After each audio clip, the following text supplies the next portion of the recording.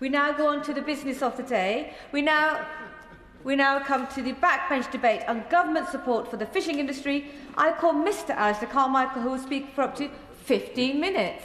Thank you, Madam Deputy Speaker. And I beg to move that the House has considered the question of government support for the fishing industry.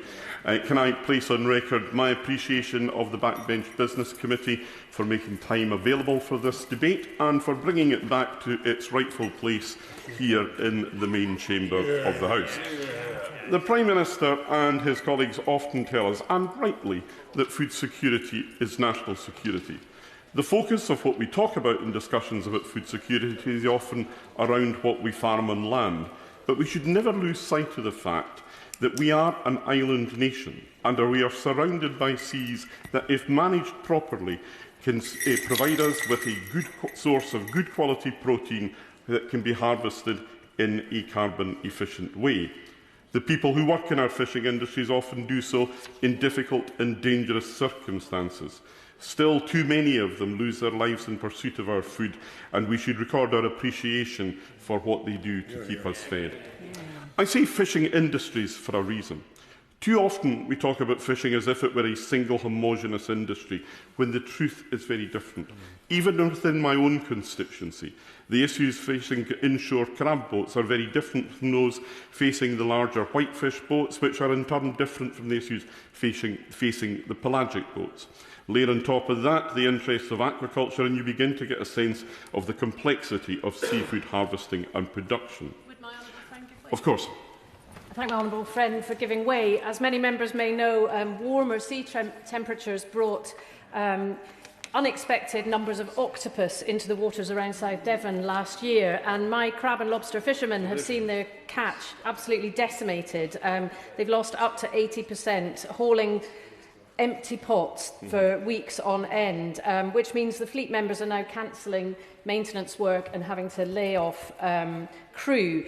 Our fishing communities desperately need support, whether that's enabling them to stay in the industry or decommissioning to help them leave. Would my honourable friend agree that this support is desperately needed from the government? It is absolutely critically important, and I heard for myself from my honourable friend's constituents when I visited Brixham, not once but twice actually, in the run-up to Christmas. And it remains to be seen whether this invasion of octopus is something that is going to be permanent because of changing water temperature, or whether it is just another of those blips. I think it last happened in the 1950s. Whatever the truth of the matter is, so there has to be something for the industry that is there at the moment when the truth then is finally established. We speak about aquaculture as all being about finfish, but in my constituency and elsewhere, the role of shellfish aquaculture is enormously important and deserves more attention, especially as we anticipate the conclusion of an SPS agreement with the European Union. Fishing is still a predominantly community-based and family-run industry. It may not shift the dial massively in terms of UK-wide GDP, but in those areas where it matters, it is nearly always essential. In Shetland, caught and farm fish account for approximately 1/3 of our local economic product.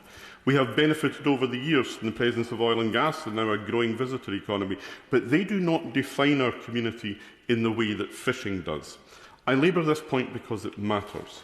You would often be forgiven for thinking that this is an industry determined to plunder the seas and to extract every last living organism from it. Nothing could be further from the truth. Fishing is predominantly a family business where the people working in it want to hand on their business to the next generation. They have more interest in ensuring that there is a business there to be handed on. Fishing is also an area of government policy where good cooperation between our governments makes a difference. It is what the industry needs and expects of us. Sadly, they do not always get it. The recent controversy around the fisheries and coastal growth funds illustrates how it's fishers who lose out when that goes wrong. Let us remember that the roots of that fund lie in the decision of the Prime Minister to sign up for a 12-year extension of the catastrophically bad TCA deal that Boris Johnson got us in 2020. Given that the EU themselves were only looking for a 5-year extension, it's quite an achievement to have managed to negotiate them up to 12. But let us also not forget that the loss of fishing effort traded away by the Prime Minister is worth, we think, about £6 billion over the 12-year period at today's prices. If we were able to get half or even a quarter of that, then the fund would never have been necessary. To my mind, it makes perfect sense for the fund to be administered on a UK-wide basis, as was the case with the previous fund delivered by the last government. That would, in fact, have been an opportunity for Scotland's two governments to work together collaboratively on the delivery, and that delivery could have been more reflective of the fact that Scotland's fleet accounts for more than 60% of the UK fishing effort. Instead, the government in Whitehall acquiesced to demands from the SNP government in Edinburgh to devolve the administration. With devolution, inevitably there followed the application of the Barnett formula, and as a result of that, we receive only 8.3% of the fund. Madam Deputy Speaker, I could weep. On one of the rare occasions when they do manage to agree something, they still manage to do it in a way that works to the detriment of the fishermen in my constituency. Thank you, Madam Deputy Speaker. Does the honourable member agree that it's a matter of considerable regret that the Scottish Government asked for the Fishing and Coastal Growth Fund to be devolved without first agreeing the mechanism outside the Barnett formula that would reflect the fact that Scotland has a larger share of the fishing industry?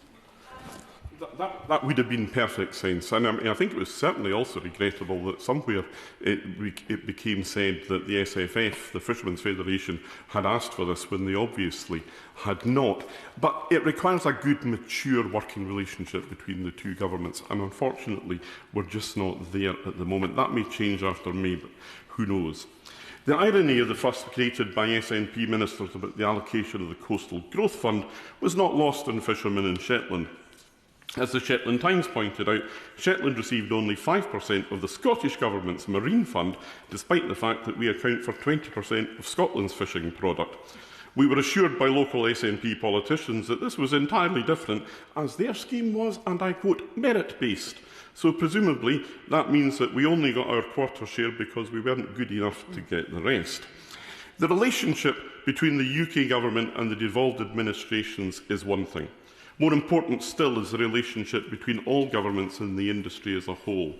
When any government thinks it knows better than the industry, then we know that bad outcomes are just around the corner. Never was that seen more clearly than it was when the SNP in Edinburgh, along with their coalition partners in the Greens, sought to close down vast areas of fishing grounds by designating them as highly protected marine areas. That was something that was only stopped in a second by the most colossal campaign by industry and community organisations around the coast. It should never have been so difficult to make our own government back down on measures that were so obviously an existential threat to coastal and island communities. I give way. Thank you, Madam. Thank you, my colleague, for giving way. And my colleague makes some very good points about where government are misjudging matters. Charter fishermen in Torbay are extremely worried that the 3-bag limit on pollock could devastate their industry. Does my right honourable friend agree with me that the government need to monitor this extremely closely and see what the massive impact could be on this industry? My honourable friend makes a really relevant point, and it comes to this heart of how decisions are made, because it is critically important that government is able to take on the infinite nuance and complexity in fisheries management, and you do that by being in the ports, on the quayside, and talking to the fishermen, the processors, the auction houses, the transporters, and all the rest of it. The signs, however, remain that the same attitudes still persist within the Scottish Government. Members will have heard me speak before about the difficult situation facing our pelagic fleet as a result of the quota cuts still to be finalised from the year-end negotiations. That will put our pelagic fleet under serious pressure. At times like this, being able to land fish in the place where they will get the best possible price becomes more important than ever. So the increase in the requirement of pelagic boats to land in Scotland limits unnecessarily their scope to maximise the restricted opportunity that they have. Again, it's not gone unnoticed that nationalist voices in the Shetland Times condemn the change, while in the pages of Fishing News, Gillian Martin, SNP, quite stridently supports her ministerial colleagues. Madam Deputy Speaker, it doesn't have to be like this. Our fishing fleets are round the coast and our island communities ask only to be heard and listened to by government. They do a difficult and often dangerous job, and they should not have to contend with that being made even more difficult and, yes, occasionally more dangerous by the people that we elect to serve here and in other UK legislatures. A very quick one. Thank you. And when the Right Honourable Member speaks about the fishing industry being heard, I hear reports from Shetland, the SNP, say that Shetland would be listened to if they had a seat at the SNP table. I have a message to Shetland. We have a SNP MSP in the Western Isles, and we haven't been listened to for 18 years. Well, I'm sure that is a message that will indeed be heard with some interest in the Northern Isles, because we need, in island communities, I think, to learn from the experience of each other. There are lessons to be learned from the management of fisheries in different parts of the country. Before Christmas, I visited Brixham with the Select Committee as part of our ongoing inquiry into fishing in the marine environment. Many of the things I heard there are very similar to what I will hear when I'm back in Shetland. In fact, speaking to fishermen around the country, the same issue rears its head time and time again: spatial squeeze. The salami slicing of access to traditional fishing grounds as a result of other marine and maritime activities now poses a clear and present danger to the viability of our fishing industries as a whole. Would the honourable member go away? Yeah. I'm most grateful. He talks about the obstructive nature of some of the authorities. Does he share my concern about some of the inshore fishing and conservation authorities, such as Eastern IFCA, that have caused grave concern to my fishing constituents in Boston, who are furious about the increasing interference and regulations? It's almost as though they want to actually stop the whole fishing industry as opposed to enhance it. I don't actually know the specifics around the Eastern IFCA, though if he wants to write to me about it, we'll see if I can help him out in any way, shape or form. But I think it just comes back to the point that I made earlier. You have to listen to and be informed by the fishing industry, whatever the locus that you have in this. And I think by the same token, the fishing industry have to accept that they're not always going to get everything that they want. But in relation to spatial squeeze, no single demand is unreasonable. The development of offshore renewable energy, aquaculture, marine protected areas, the laying of cables and pipelines, the use of sea for leisure and doubtless other purposes, the list goes on. And at every turn of the wheel, it is fishing effort that is reduced in order to accommodate something else. The root cause of the problem is that no one is holding the ring to look at the whole picture of how our seas are being used. In particular, the policy of compensatory MPAs for damage caused to the seas by development done elsewhere feels particularly unjust and illogical. Yeah. I thank my co-chair on the Fisheries Committee for giving way. Does he not consider that the Marine Spatial Prioritisation Programme that was introduced last summer is going to do exactly the job that he is seeking to be delivered? Well, I hope it will. It remains to be seen.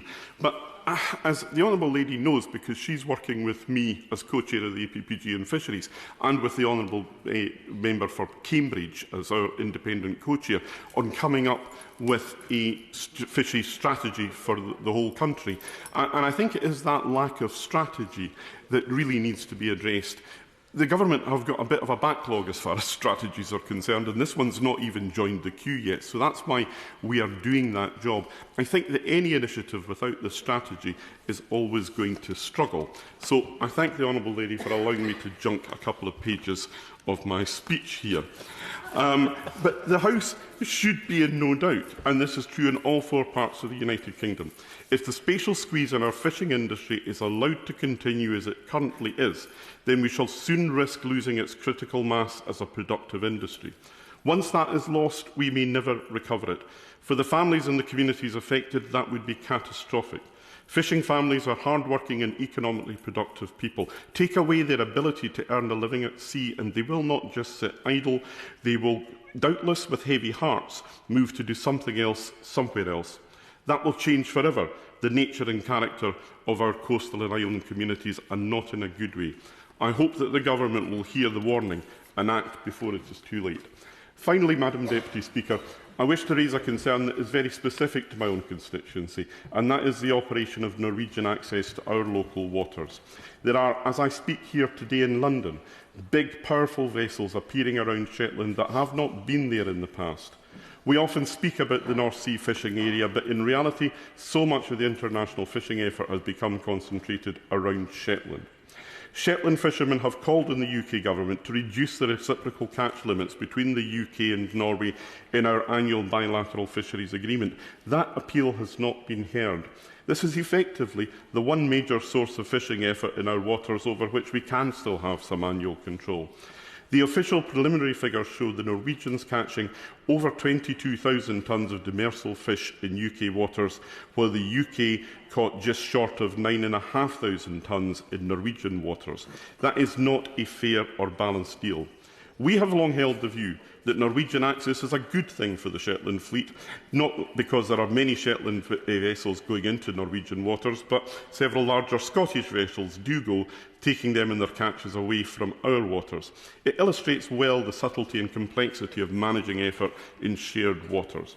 A degree of Norwegian access is welcome, but the current agreement and catch limits are clearly favouring the Norwegians at the cost of our own fleet. The stats show Norwegian safe catches in UK waters doubling from 8,000 tonnes to 16,000 between 24 and 25. Safe, let us not forget, is one of the stocks under pressure. Things are tough enough without a doubling of Norwegian effort on a key stock, and one that is concentrated mainly around Shetland. By contrast, the highest UK demersal catch in Norwegian waters this year has been around 4,000 tonnes of haddock, a bit of a disparity. So can I ask the Minister to give some urgent attention to the lowering of the reciprocal cap from 30,000 to 20,000 tonnes a year? There is a commitment in the agreement to review the current cap throughout the course of this year. It's something that fishing industry representatives in Shetland have called for in the past, but now it needs to be tackled as a matter of urgency. In this, I am merely the interlocutor. If the Minister wishes to discuss it with the real experts, then she will find them in Shetland. And I hope that once the days lengthen a little bit, we may see her there. The question is as on the order paper, and I call Anna Gelderd. Thank you, Madam Deputy Speaker, and my thanks to the Right Honourable Member for Orkney and Shetland for securing this debate. I want to start by thanking all of those who help support our fleets when things go wrong. Having previously worked for the RNLI, I have seen how devoted and brave their volunteers are. Many of them fishermen themselves who rush to help others. In particular, I pay tribute to the men and women of the Lewes station that I had the pleasure of visiting recently. They really are the best of us. And to the Coast Guard stations and search and rescue crews. I want to thank the many charities that do so much to support our communities and fishing families, including Seafarers UK, the Fishermen's Mission and Fishmongers Hall, to name just a few.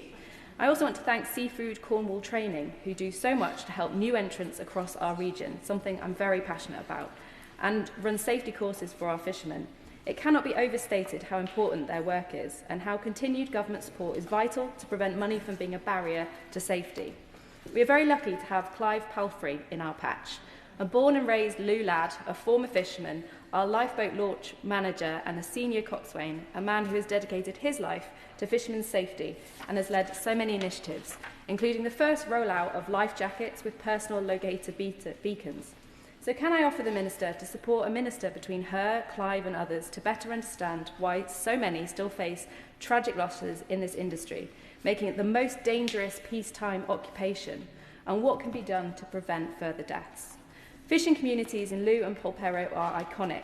They are woven into the fabric of the town's heritage and history, but be under no illusion how diminished they are from their former glory, not just by the greatly reduced number of vessels, but just how hard it is for them to make a living and to support their families and communities like mine. Last year's Great Inshore Fishing Survey made for grim reading.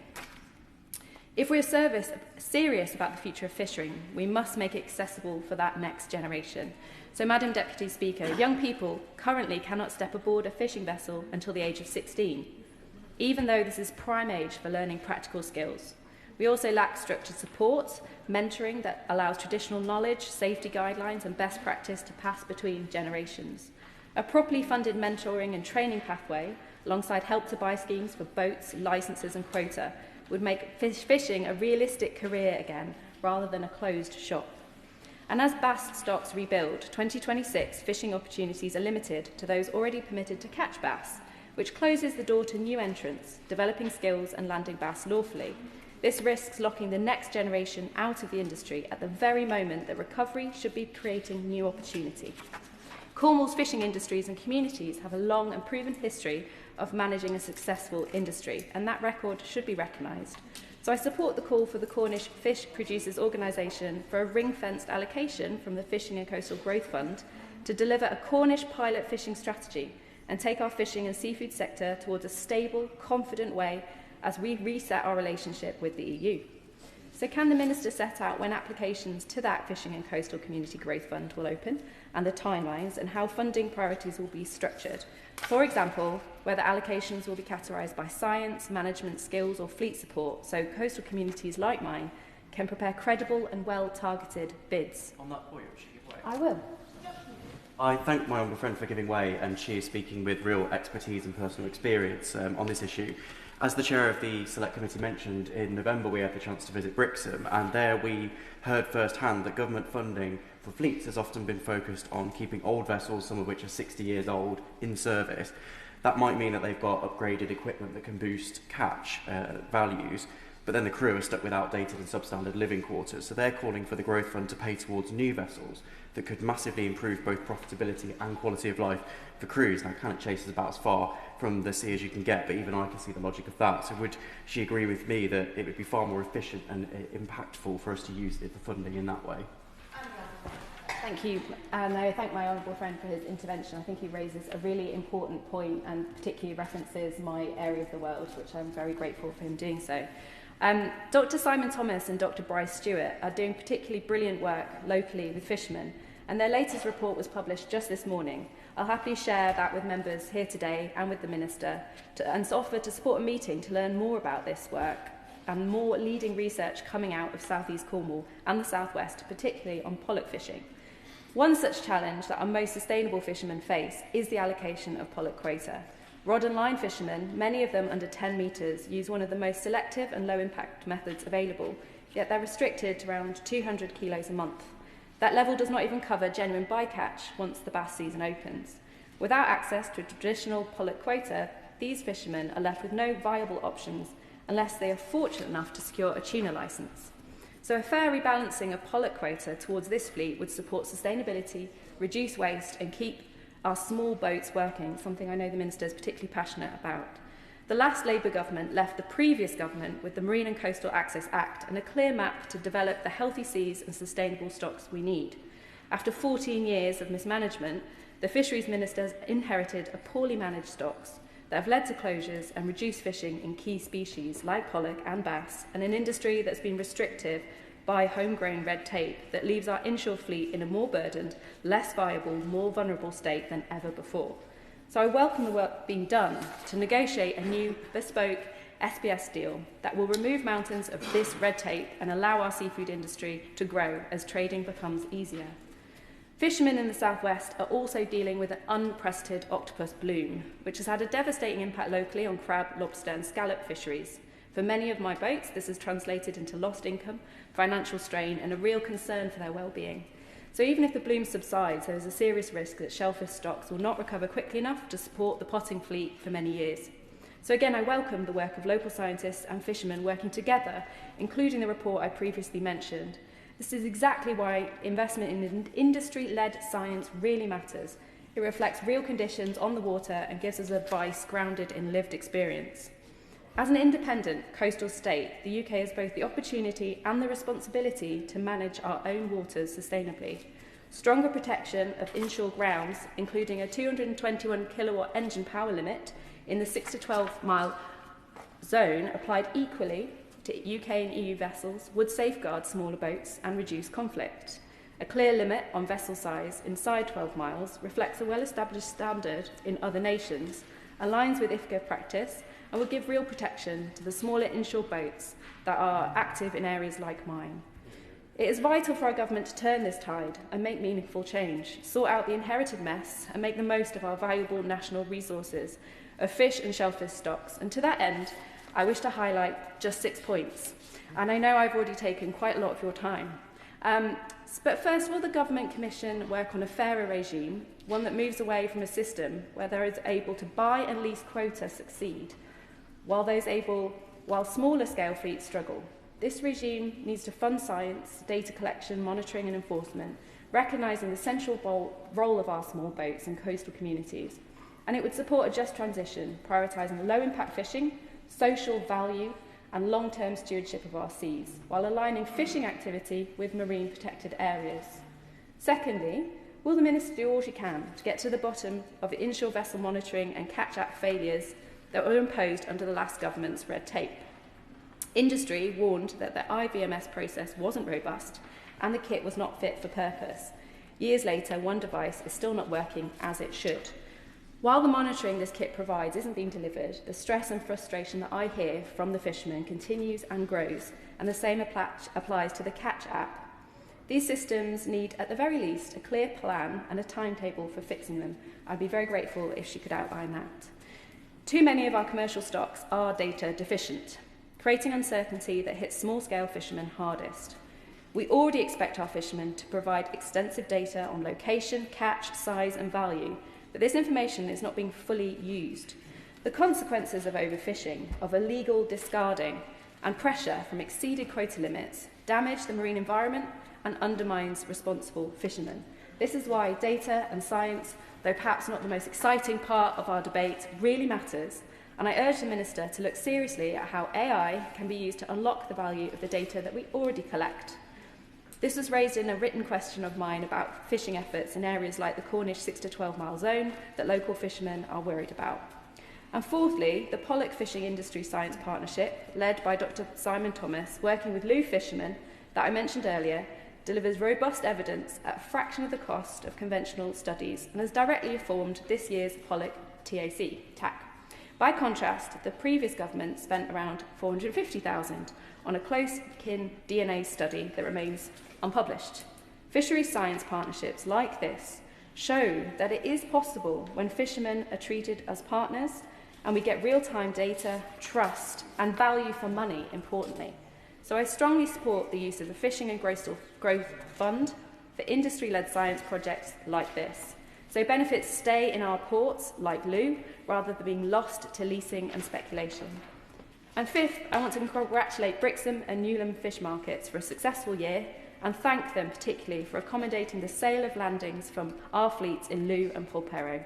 With the closure of Lewes and then Plymouth fish markets, our fishermen now face long and costly journeys across Cornwall or into Devon simply to sell their catch.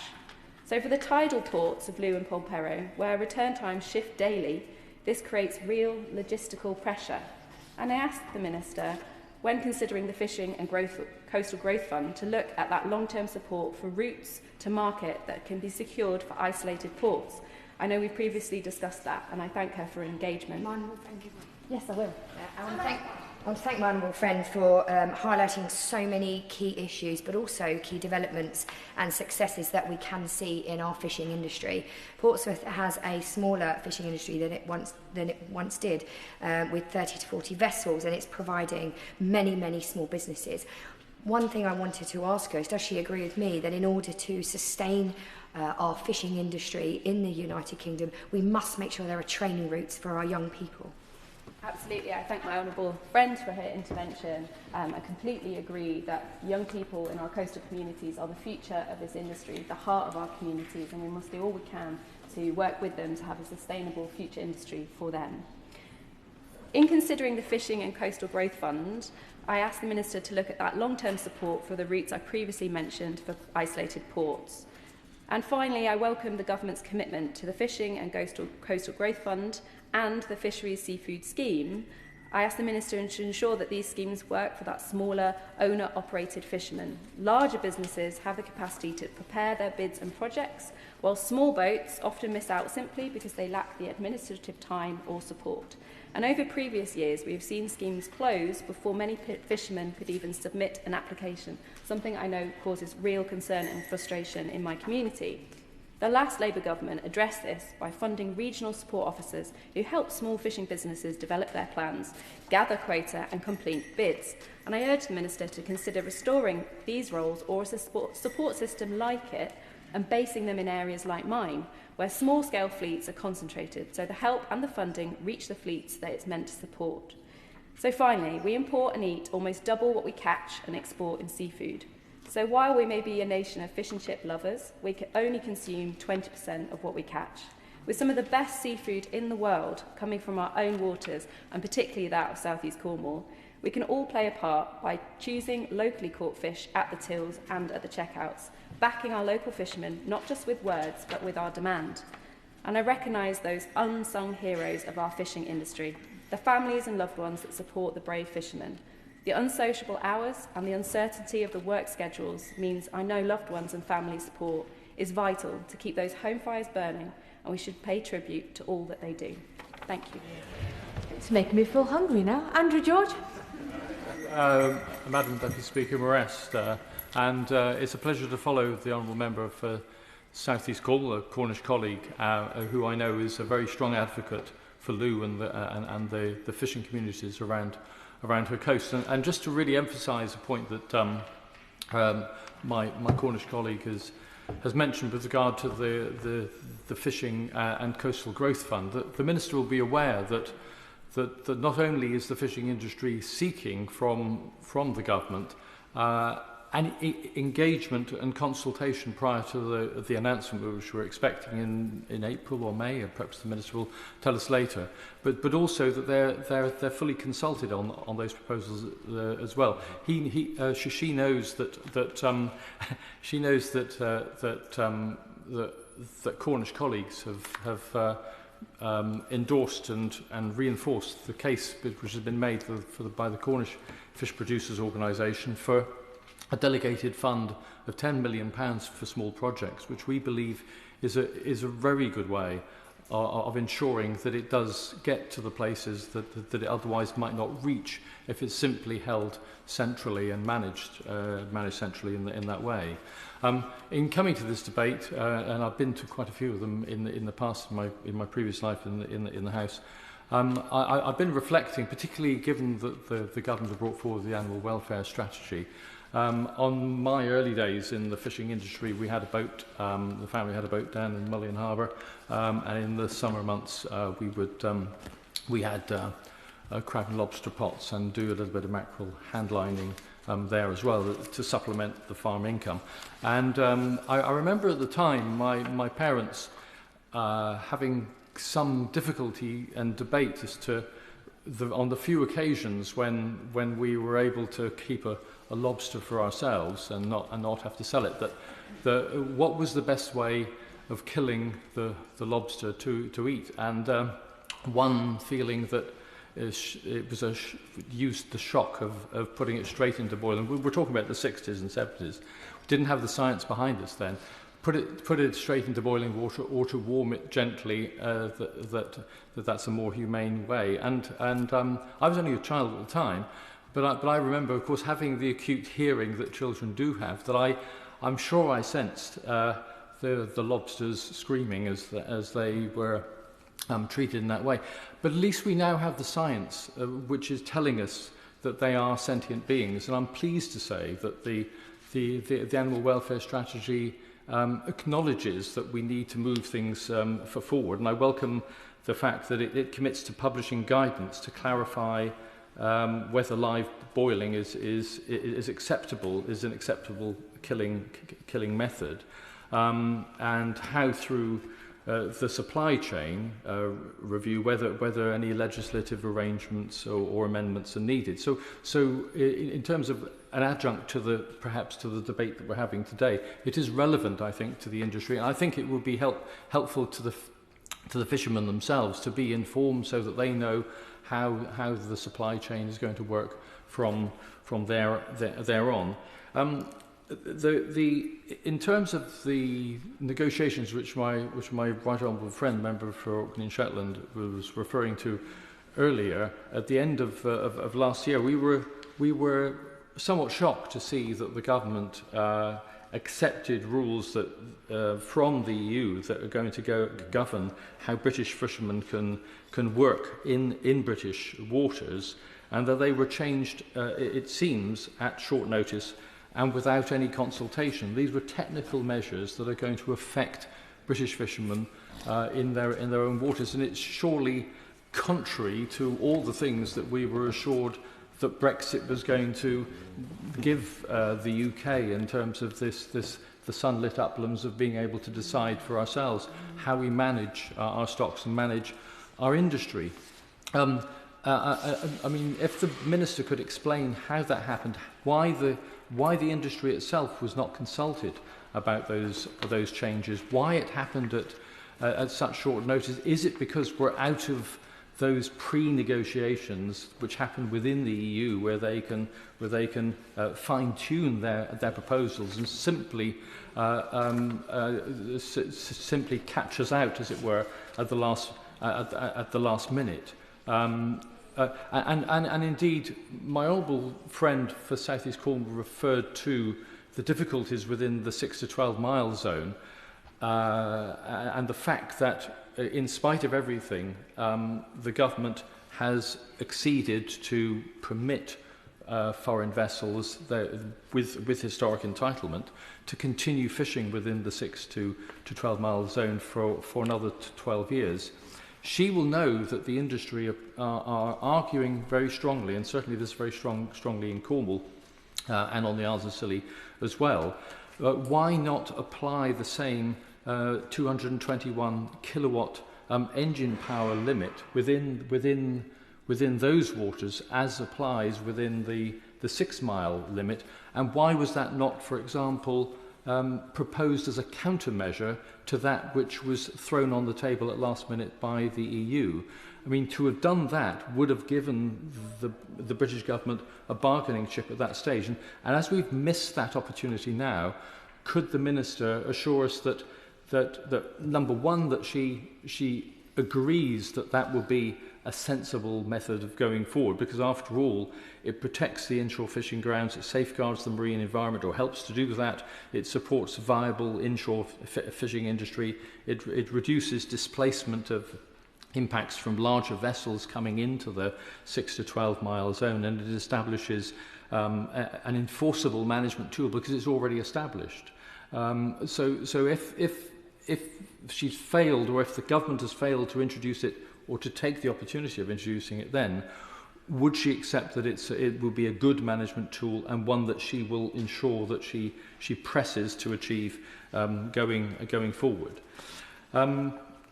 With regard to the issue of the benefits of the so-called benefits of the EU-UK trade negotiations, we were assured that the export of fish from this country going forward would be made smoother and more transparent and easy, and the administrative regulations which would apply to it would be less burdensome. I have to say, speaking to those exporters in my constituency in recent weeks, they're telling me that the opposite is the case. They're saying that it's become now more burdensome. And what I'll do is, rather than going through the technical detail now because of time, I will write to the Minister, because I really do think that it's important that those SPF changes which have been brought in are properly understood, that actually they seem to have created new impediments rather than resolve them. My older friend for South East Cornwall referred to the importance of the next generation of fishermen, and certainly I've been a strong supporter since they've been established of the Young Fishermen Network, which is based very much in Cornwall, and Matilda Phillips, who is from my constituency, has been pressing their case very, very strongly. And I hope that the Minister will look at their manifesto, because there is a degree of absurdity that if we're going to recruit new fishermen into the industry, but they're not allowed to go to sea under 16, And in the past, that was one way in which they could experience fishing. And one can do it safely. I mean, one can regulate and put in safeguards to ensure that it's done safely. I mean, certainly I went to sea well before I was 16. I haven't gone into the fishing industry, but I don't know many others that did, and it certainly encouraged them, and it provided them with a very strong basis, and also ways in which they can help buy into the industry. Get in at the smaller, the artisanal stage, and many of them, certainly from my area and certainly from my generation, were able to kind of go through and become well-established members of the fishing community from a very small base, and I hope that opportunity arises as well. And then finally, I hope that the Minister will consider how the ultra lower impact fishing can be further incentivised and supported. I've got one fisherman, for example, in St Agnes on the Isles of Scilly, who uses sail, no engine whatsoever, no plastic, and is doing his best to tick all the boxes as far as the low impact fishing method that he's using. And because he's fishing for lobster, he's finding that, of course, he's had a really difficult year with the octopus bloom that's been referred to earlier. But the fact is, what he's saying to me is that in spite of him trying to do what we as a society are trying to encourage fishermen to do, at the kind of extreme end of going the extra mile to be as sustainable as possible, he's finding he's over-regulated, and there's no incentives for him to do that whatsoever. And I hope that the Minister would be prepared to look at the case of Geoff Hicks and others who are trying to do the right thing. But on that basis, Madam Deputy Speaker, thank you very much for giving me the opportunity. Melanie. Thank you very much, Madam Deputy Speaker, and I thank the Backbench Business Committee for making the time for this debate, for restoring it into the main chamber, which we have been asking for many years. Congratulations to the Chair of the Select Committee, my right honourable friend and Fisheries APPD co-chair, for securing the debate.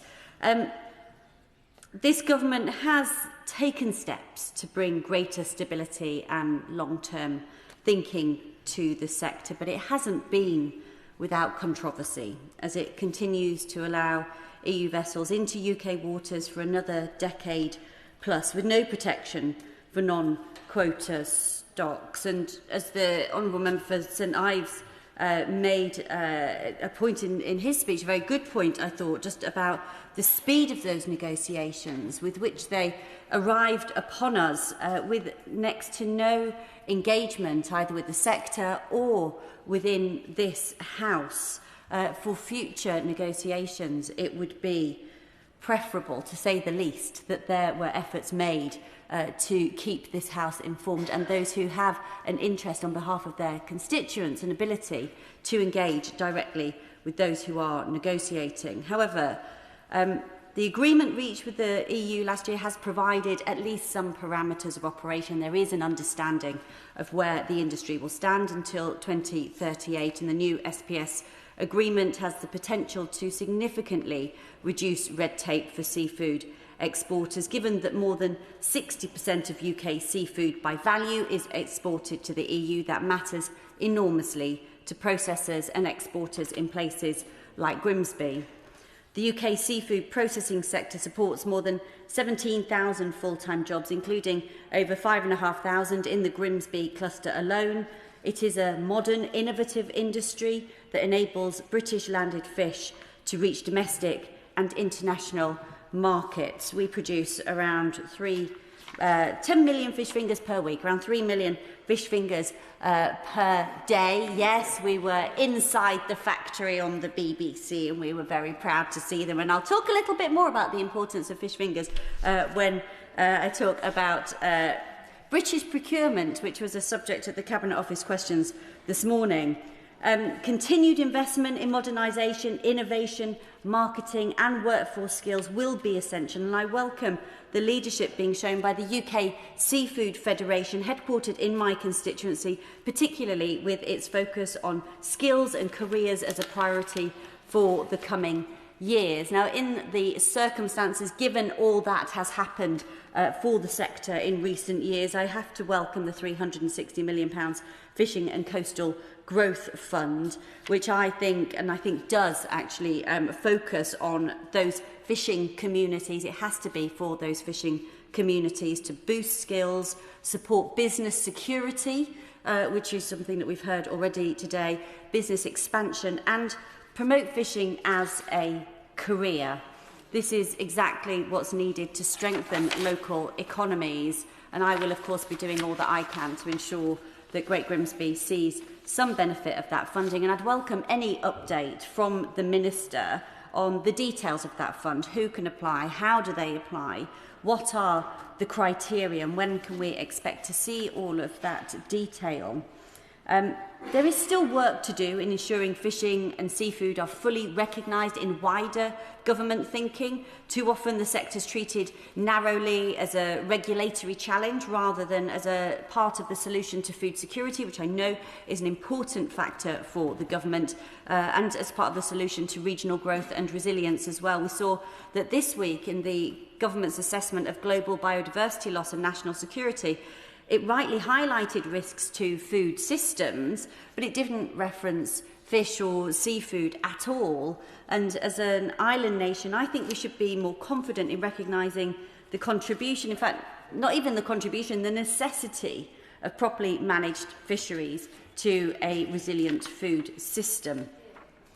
As a believer of the importance that offshore wind plays as a critical part of our energy system, and as well as being a representative for an historic fishing town, I really do feel like I'm at the heart of the challenge when it comes to considering spatial squeeze. Steps have been taken to address conflicting industry interests. As I mentioned earlier in my intervention, the Marine Spatial Prioritisation Programme introduced last summer set out clear location-specific priorities for fisheries, nature and other uses of our seas.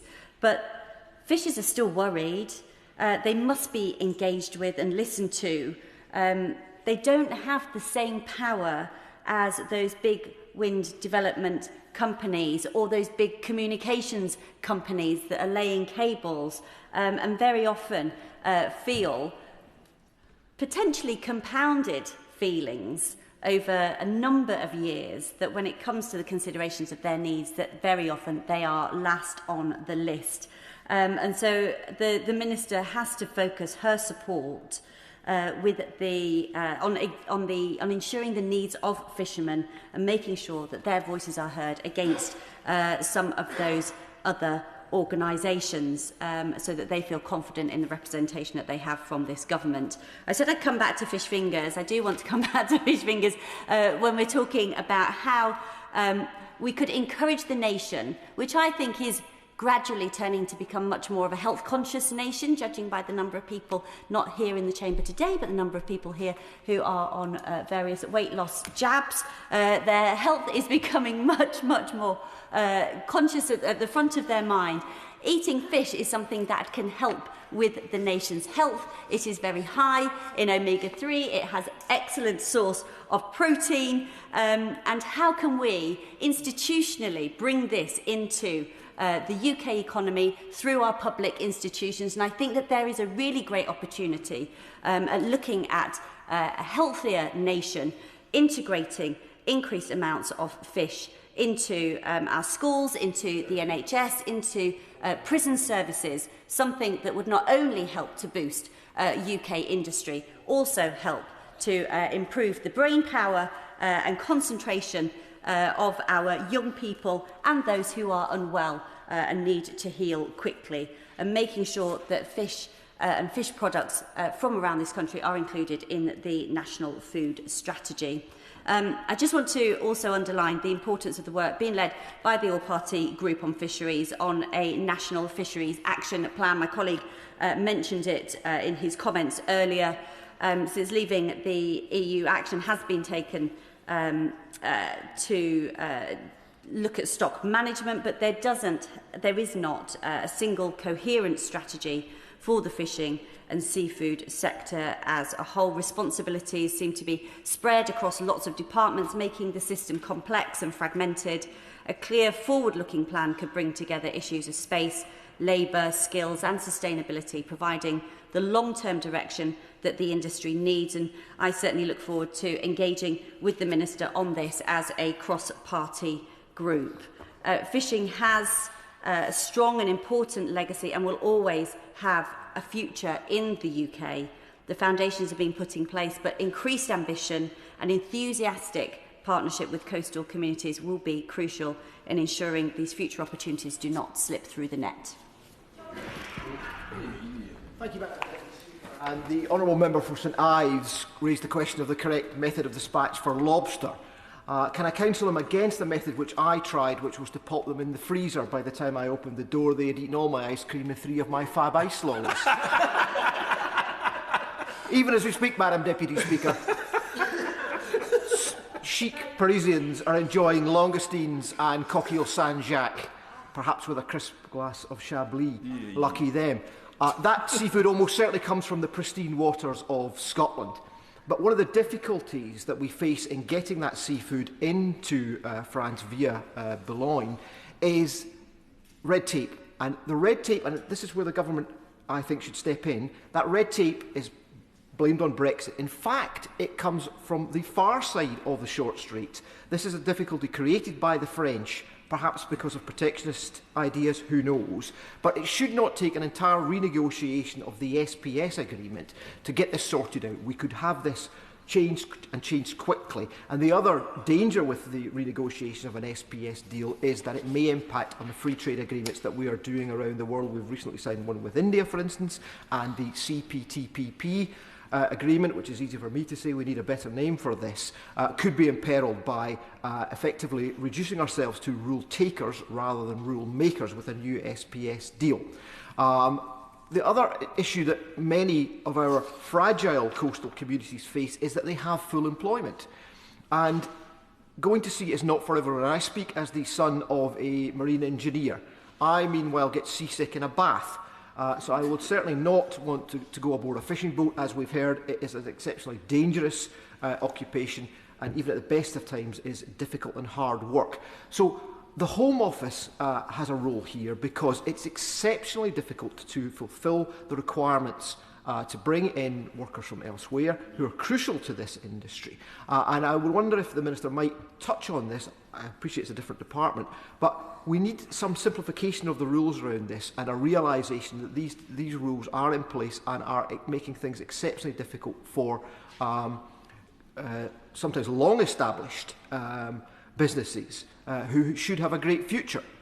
And again, touching on that red tape issue, one of the seafood producers in my constituency, West Coast Sea Products from Kirkcudbright, even now are facing difficulty getting scallops into France, not because the quality of their product is anything less than exemplary, but again because of the rules and the difficulties that are being placed in their way, as I say, not by Brexit, but by the French themselves. So perhaps we could hear something on that, and perhaps we might be able to unblock this logjam. Thank you. Thank you, Madam Deputy Speaker, and can I pay thanks to the Right Honourable Member for Orkney and Shetland and the Backbench Business Committee for bringing this important debate to the Chamber, and pay tribute to all those who have cast a net or hauled a creel or pulled on a mussel rope to sustain us from the seas.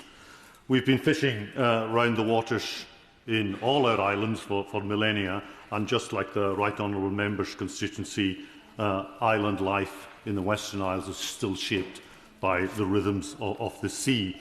And the fishing fleet in the islands, while a shadow of the fleet that sustained the international herring industry in the early 20th century, is still a mainstay of the economy.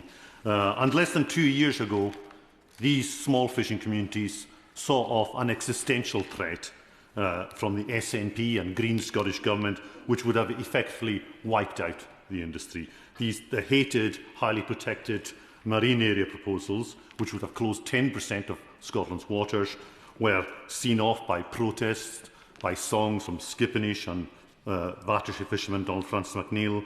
But there is a lingering suspicion that the agenda has not gone away. Since the collapse of HPMAs, there have been fears that the existing MPAs, marine protected areas, and other designations will become pegs on which further restrictions could be hung. The rebranding of HPMAs without the colourful measures of banning canoeing or paddleboarding could be a danger.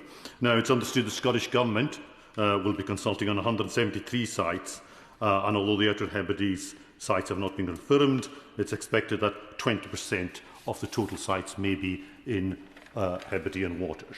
And if there is a lesson, there are a couple of lessons to be learned from the HPMA debacle.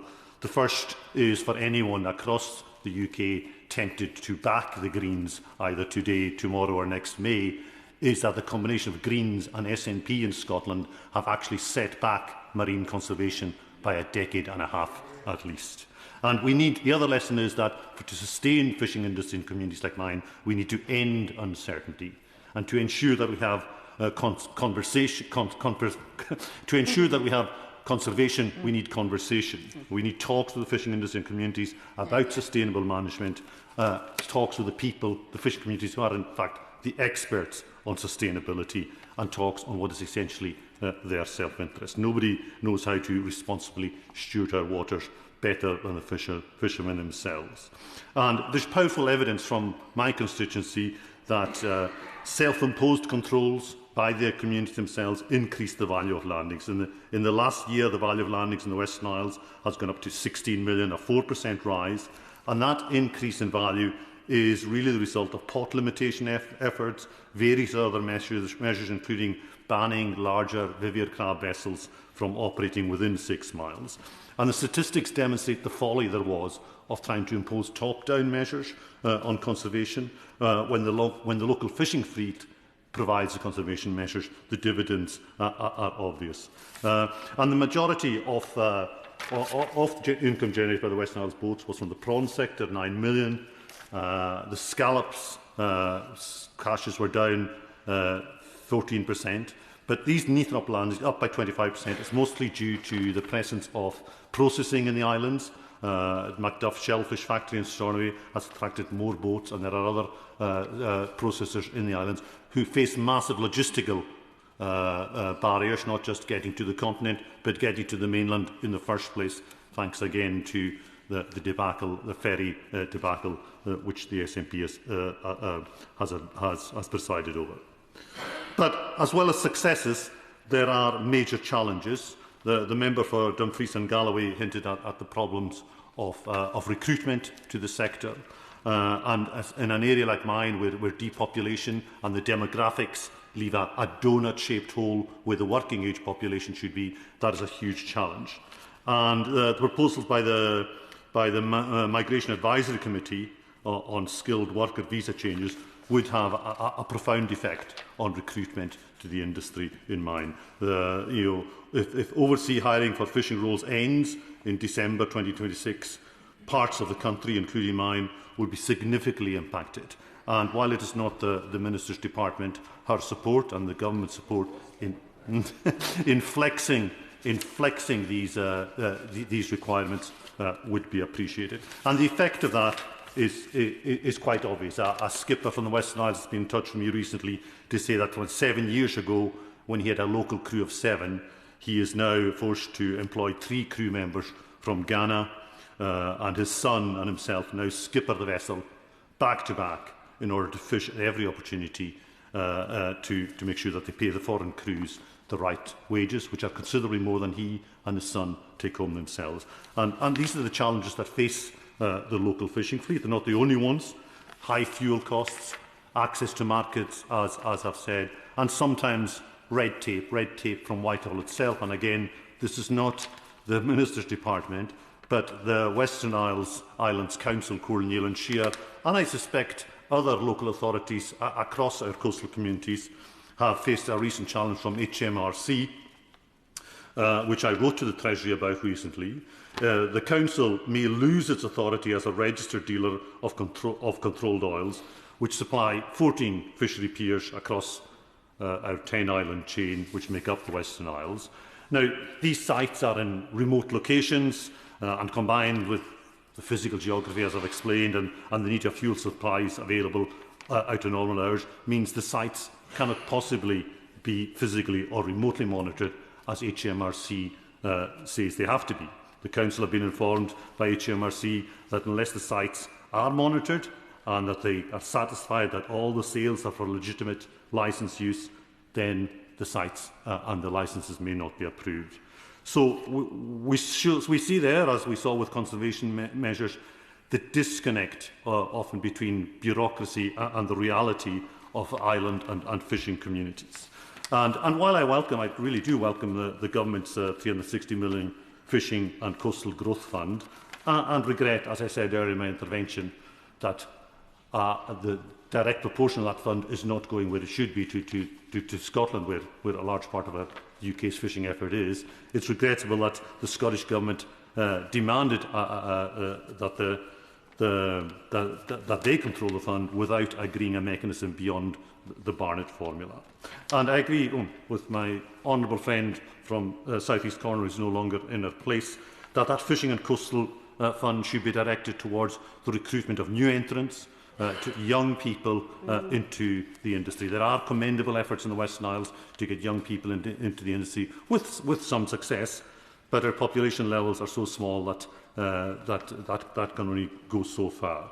And that coastal fund and these fishing coastal funds should be directed towards these small inshore coastal communities to help revive them and revive these coastal economies, rather than be handed out to the mackerel millionaires or the quota barons who currently rule the oceans. The fishing quotas themselves, and that could be the subject of a whole other debate, should serve the public good, not narrow interests. And if we are serious about the future of the seas and our coastal communities, quotas must be looked at again, should have a social value, should be aimed at the long-term benefit and sustainability of our coastal communities. Yeah.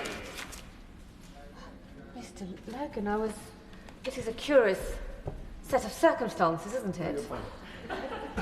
I mean, I could always just move on and on and on. Right, shall we see a proper Bob? A proper Bob, Mr. Seamus Logan. Thank you, Madam Deputy Speaker. I do apologise. Nature was trying to call, Madam Deputy Speaker, but I'm afraid she will have to wait. I want to thank the Right Honourable Member for Orkney and Shetland for applying for this debate, and all those who supported his application and the Backbench Committee for allocating time on this important subject. However, I do regret that the Honourable Member for Orkney and Shetland and the Honourable Member opposite for h-Eileanan used so much of their time to attack the SNP Scottish Government. Is that not allowed? The plain fact of the matter, Madam Deputy Speaker, is that I, along with those honourable members, are elected to deal with matters in this place. And my advice to those members is, if they're so concerned about Scottish matters in Holyrood, please stand for election there. Now, I do want to give a bit of context before I deal with those matters that are relevant to Westminster. Fishing is I'm not going to yet. Later on, I may allow interventions, but I do want to get to the second paragraph, Madam Deputy Speaker, before I get an intervention. Now, fishing is an incredibly important livelihood for so many of my constituents. Fraserburgh and Peterhead ports are among the largest fishing ports in Europe in terms of the tonnage and value they consistently bring in. Across Scotland, the Scottish Government's Scottish sea fisheries statistics show that the Scottish fishing industry value in 2024 was £756 million. This is the highest value for the last 10 years. Scotland's sea area is 6 times larger than our land area and accounts for 63% of the UK's exclusive economic zone. It's no surprise, therefore, that Scotland accounts for the largest part of the UK's fishing industry, generally accounting for around 60% of total UK landings, both by tonnage and value. So the industry is obviously important to Scotland's rural and coastal communities. It's a key part of Scotland's food economy, and it provides employment all around our coast. The issue of this debate is so crucial to my constituents. But regrettably, Madam Deputy Speaker, actions taken by the Westminster Government regarding the Scottish fishing industry are regarded by my constituents as treacherous. Firstly, we had the EU-UK agreement announced last year, which saw fishing access arrangements extended for 12 years, rather than the preferred annual renegotiation, which would have ensured better leverage for fishers going forward. The Scottish Fishermen's Federation described this decision as disastrous to Scottish fishing and described the UK Government's view of the fishing industry as expendable. The Prime Minister said this UK-EU deal was a win-win. But that characterisation, Madam Deputy Speaker, is risible. Then, as if to pour salt in the wound, the £360 million Fishing and Coastal Growth Fund allocations saw Scotland receiving just £28 million over 12 years, or just over £2.3 million a year. 7.8% of the fund. How on earth is that approach sustainable? It's an unmitigated disaster for Scottish fishers. Trading away access to Scottish waters and refusing to mitigate that policy through the Coastal Growth Fund is simply creating the conditions for the Scottish fishing industry to fail. A sector worth, as I said, £756 million to the Scottish economy, facing changed conditions with no consultation, as has been acknowledged by honourable members, mitigated by a pitiful amount by this UK government. The Scottish Government was sidelined in the allocation of the Coastal Growth Fund with a pathetic excuse that the Scottish Government had requested a devolved approach. Now we learn, and we've heard members referring to the Fishing News, now we learn from the Fishing News that the decision to apply the Barnett formula was because of a decision by the Treasury to baseline the marine allocation for 2024-25 rather than having it ring-fenced. So at no point, just to clear this up for members who commented on this earlier, at no point did the Scottish Government say that the allocation should be Barnettised. They simply asked for the devolution of the decision-making on that fund to Scotland. I'll give way. Well, what on earth did they expect? They asked for devolution. With devolution comes the Barnettisation. Is he going to stand there and tell us that they did actually ask for the rebasing in the way that we saw previously? Because I've certainly never heard that suggested, and we've taken evidence on this in the Select Committee. Well, I thank the honourable member for his intervention, but I want to address that now. Under the European Maritime and Fisheries Fund, when we were part of the European Union, the UK received approximately £207 million over 6 years, of which Scotland received 46%. 46%, Minister, not 7.8%. So that's why Scotland wanted that matter devolved, so that we could properly support the Scottish fishing industry in the same way that the European Union and the UK did in the past. So why change the approach? I will give way. Thank you. I thank the honourable gentleman for giving way and initially politely declined his offer to stand for the Scottish Parliament because though h-Eileanan is an excellent candidate in Donald McKinnon, next May he will wipe out the SNP and give us a real voice for the islands, which haven't been listened to in 18 years. And I would just ask the honourable member that we have much to agree on here on the share of the Coastal Fishing Fund, and and I'd like to remind you that the fund will be there for a decade, and what is past, and without rancour, I think we could work together across the Fisheries APBG and through other organisations to make sure that more of this fund goes to our coastal communities, but particularly to our fragile coastal communities, the inshore coastal communities that need support. Interventions shouldn't be that long. Seamus Logan. Thank you, Madam Deputy Speaker. And I thank the member for his intervention. He will know that in reality we do work very well together under the chairmanship of the honourable member for Orkney and Shetland and his colleague across the chamber. And I accept the point about the Coastal and Fishing Growth Fund. And I think he agrees with me that we need a review of that decision, but I'll come back to that later. Why, we ask, did the Westminster Government change the approach and Barnettise the formula? Well, many of my constituents think it's because there are no votes for Labour and no prospect of ever winning another seat north of the Tay, alongside perhaps your own. Well, I can tell the Minister that that isn't going to change anytime soon with this approach, because this government is stealing our money to prop up their failing support in coastal communities in England. A recent Freedom of Information request revealed that the Secretary of State for Scotland had made no effort Zero effort to lobby DEFRA to discuss a fair and proportionate allocation given Scotland's massive contribution to our food sector. What is the point of the UK Government's Scotland office if it doesn't stand up for Scotland? Finally, Madam Deputy Speaker, as if the above were not enough, visa restrictions by the Home Office have been suffocating the growth of fishing in Scotland. As referred to already, key sector stakeholders have raised concerns about the changes to visas coming into force at the end of this year and the impact that this will have, particularly in processing. Their concerns about visa provision extend to hiring workers for operations within the 12 nautical mile limit, given the overlap in fishing grounds. Clarity on this point from the Minister, and I appreciate it's not within her brief. Nevertheless, clarity on this point from the Minister, at least to tell us that she is lobbying the Home Office on this point, so that people and industries in my constituency can actually thrive and contribute to a growing economy. But please, please don't try and tell us that we need to hire local people. This mythical workforce sitting at home twiddling their thumbs simply does not exist, because we are at full employment in my constituency and efforts to recruit young people into this industry are simply not working. Just ask Mike Park at the Scottish Whitefish Producers Association.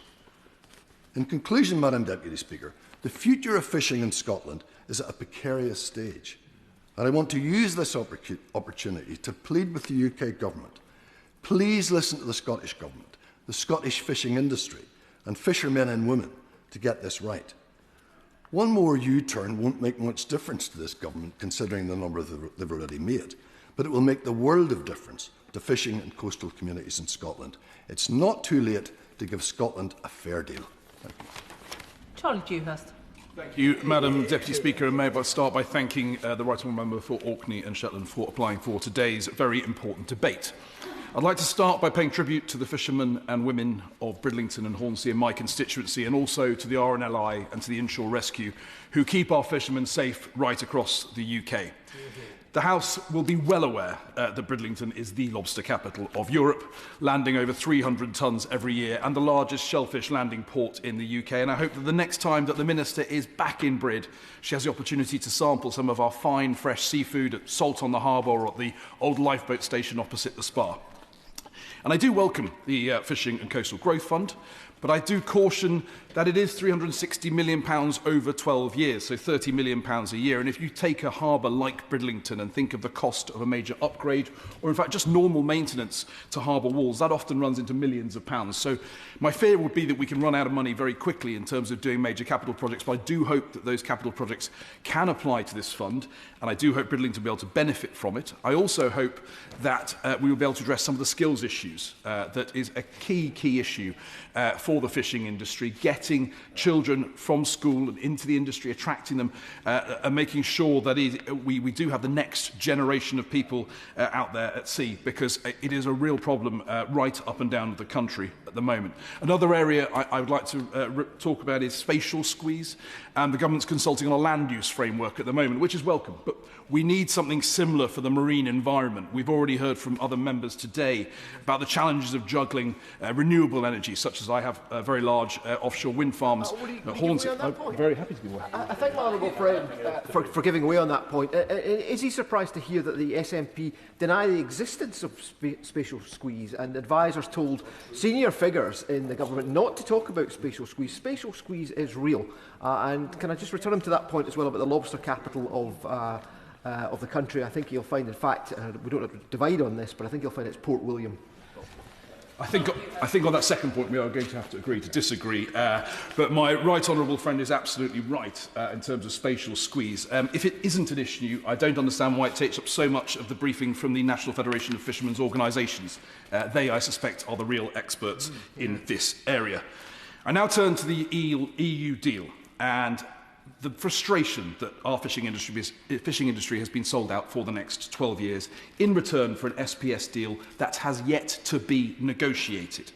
Now, I fear things have got worse since that announcement was made. In fact, referring back to the National Federation of Fishermen's Organisations, They have contacted MPs saying that in last year's negotiations between the UK and the EU that concluded in December, something new happened that has deeply alarmed UK fishermen. As well as deciding fish quotas for 2026 as expected, the two sides also agreed new technical fisheries management rules for their respective national waters. We are told that the EU proposed these measures and that the UK negotiating team was blindsided by their inclusion in the talks. Nevertheless, they agreed to them. Rules that govern how British fishermen can work in British waters were changed at short notice and without consultation at the request of the European Union, and this is unprecedented. It says it was startling to learn that the collaborative, evidence-based process that we all thought we were working within had been set aside in favour of a bargain struck between civil servants over a few days in London and Brussels. More troubling still, the rules will be more lenient in EU waters. That says to me, sell out again.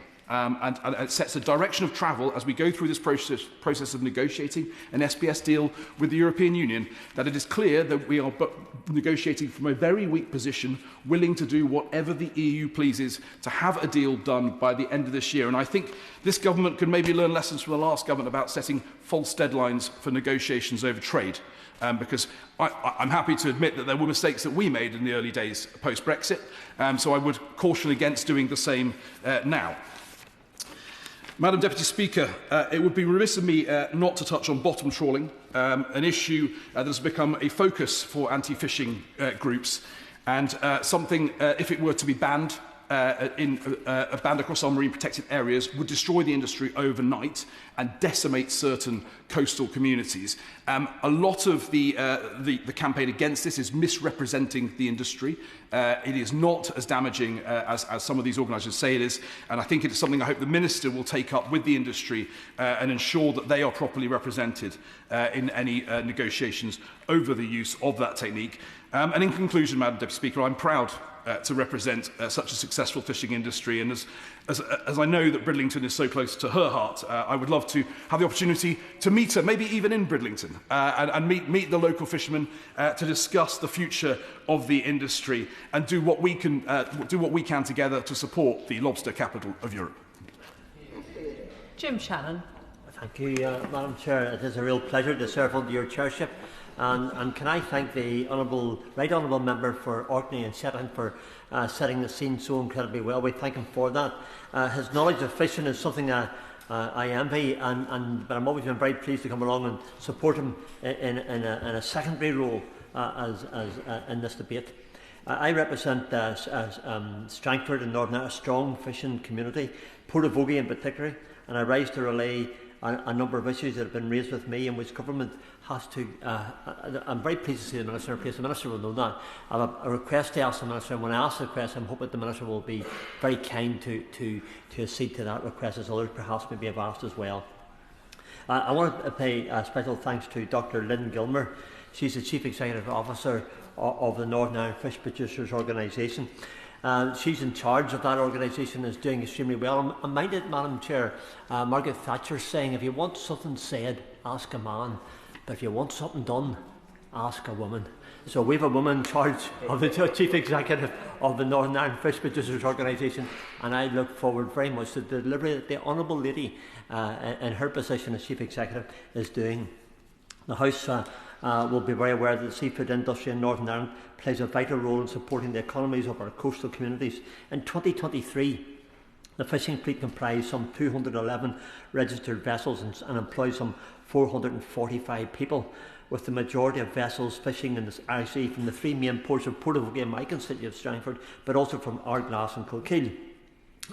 The Fish Producers Organisation represents all of those three ports and elsewhere as well. Over 10-metre trawlers, mainly targeting the Nethrops, account for around half of the fleet. Today, at least 70% of the Nethrops fleet are reliant on the non-EU migrant crew, one of the highest rates in the United Kingdom fishing industry, and they form a very, very important part of the workforce.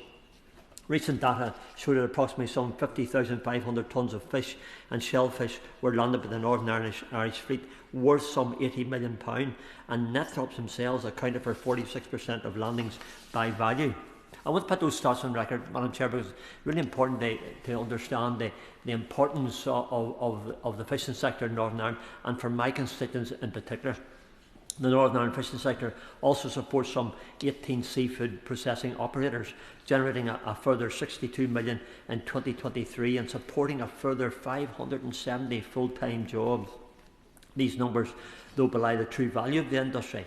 The cultural, the historic importance, others have referred to it, the skills handed down through generations, and the pride that our communities take in the fishing industry is immeasurable. And sadly, all of this has been threatened by issues outside of the control of the men and women who risk their lives to put delicious local seafood on our plates. The Northern Ireland Irish fishing industry, so valuable to our economy and our coastal communities, is facing unprecedented challenges. Honourable friend who spoke for the Scottish National Party outlined the issues for crew, and the Right Honourable Member for Orkney and Shetland did that as well. I suspect others will. If there's a key issue, that is the one that I would want to underline. Foremost amongst these issues are those relating to visas for overseas crew. In a recent letter to the Minister for Migration and Citizenship, Northern Ireland industry leaders outlined the cliff edge that they are facing in relation to skilled worker visas, which will become unavailable to the fishing industry beyond 2026. Really, really worrying, except for a limited period of time in which the visas of crew already working in the industry can be renewed. They also highlighted the escalating salary thresholds, and again, the thresholds have been a bugbear for some time, and English language requirements industry are experiencing, and requested an urgent meeting with the Minister to discuss these issues. The results of the issues, if not addressed, could see a loss of up to 70% of crew on Northern Ireland vessels, potentially tying up almost 100% of the Northern Ireland Cleethorpes fleet within a few short years. Really, this is the last chance saloon. That's where we're at. Cascading impacts on processing businesses and fishing communities, and the potential for a loss of workforce continuity and traditional generational knowledge. Industry have repeatedly requested a bespoke visa for fishing as they ramp up efforts to recruit more local workers back into the industry. The Minister's response at that time offered nothing to industry, was in part contradictory, and ended with the Minister declining to meet Northern Ireland industry leaders to hear their concerns. So I know that the Minister, in particular here, the Honourable Lady and I have had many discussions and worked together on many things, and has always been responsive. And I would ask, please, if you don't mind, that government have a heart for the fish, and I would ask that the Fisheries Minister, the Home Secretary and myself could meet to go into the detail of what is needed to save the fishing industry. And I would request that meeting could take place urgently. That's my major request, Madam Deputy Speaker, to the Minister in relation to where we are. Others would perhaps maybe like, but I know on behalf of my Northern Ireland Fish Producers Organisation and Fishing Fleet, it's really important. Fishing occupations will no longer be eligible for the skilled worker visa. Post-2026, no visa route will exist for recruiting foreign deckhands, eliminating the only legal pathway for vessels needing crew to operate inside the 12-metre. So the importance of this cannot be underlined enough. The fishing industry needs a dedicated immigration route for fishing crew post-2026, preferably in the form of a bespoke visa. This would protect British businesses while a recruitment drive seeks to source more domestic labour for the fishing industry in the long term. I remember a few years ago, Madam Deputy Speaker, there was an advert put in the European magazine, fishing magazine, to recruit people from Europe to come to the fishing sector. Out of that advert, there was 100 people replied. There was only, I think it was 10 people who expressed an interest, and there was only one of them turned up for the interview. So I make that point because sometimes when you look round about you in the United Kingdom, but also across the EU at that time, that you had a potential workforce, but it just wasn't there. The Northern Ireland industry want an opportunity to brief the Minister and to highlight industry concerns that if nothing is done in the short to medium term, British businesses will fail. It is, Minister, that straightforward. Very briefly, I wish to highlight the fact that the Northern Ireland fishing industry is facing an unsustainable decrease in the Irish Sea's available fishing grounds through expanding offshore marine protected areas, proposed bans on bottom-towed gear and rapid offshore renewable development. In comparison to agriculture, fishermen do not hold the property rights to the areas of food production and that's a fact. It's not like farming, meaning fishing is an easy target for displacement. Additionally, fishing areas have no statutory basis for protection, unlike marine protected areas or now offshore renewable developments.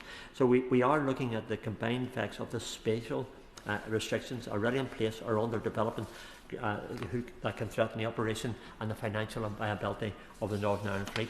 Industry has lost some 4,728 kilometres of fishing grounds in the Irish Sea in the last couple of decades. That's around 3 times the size of London, just to give an idea of what it means.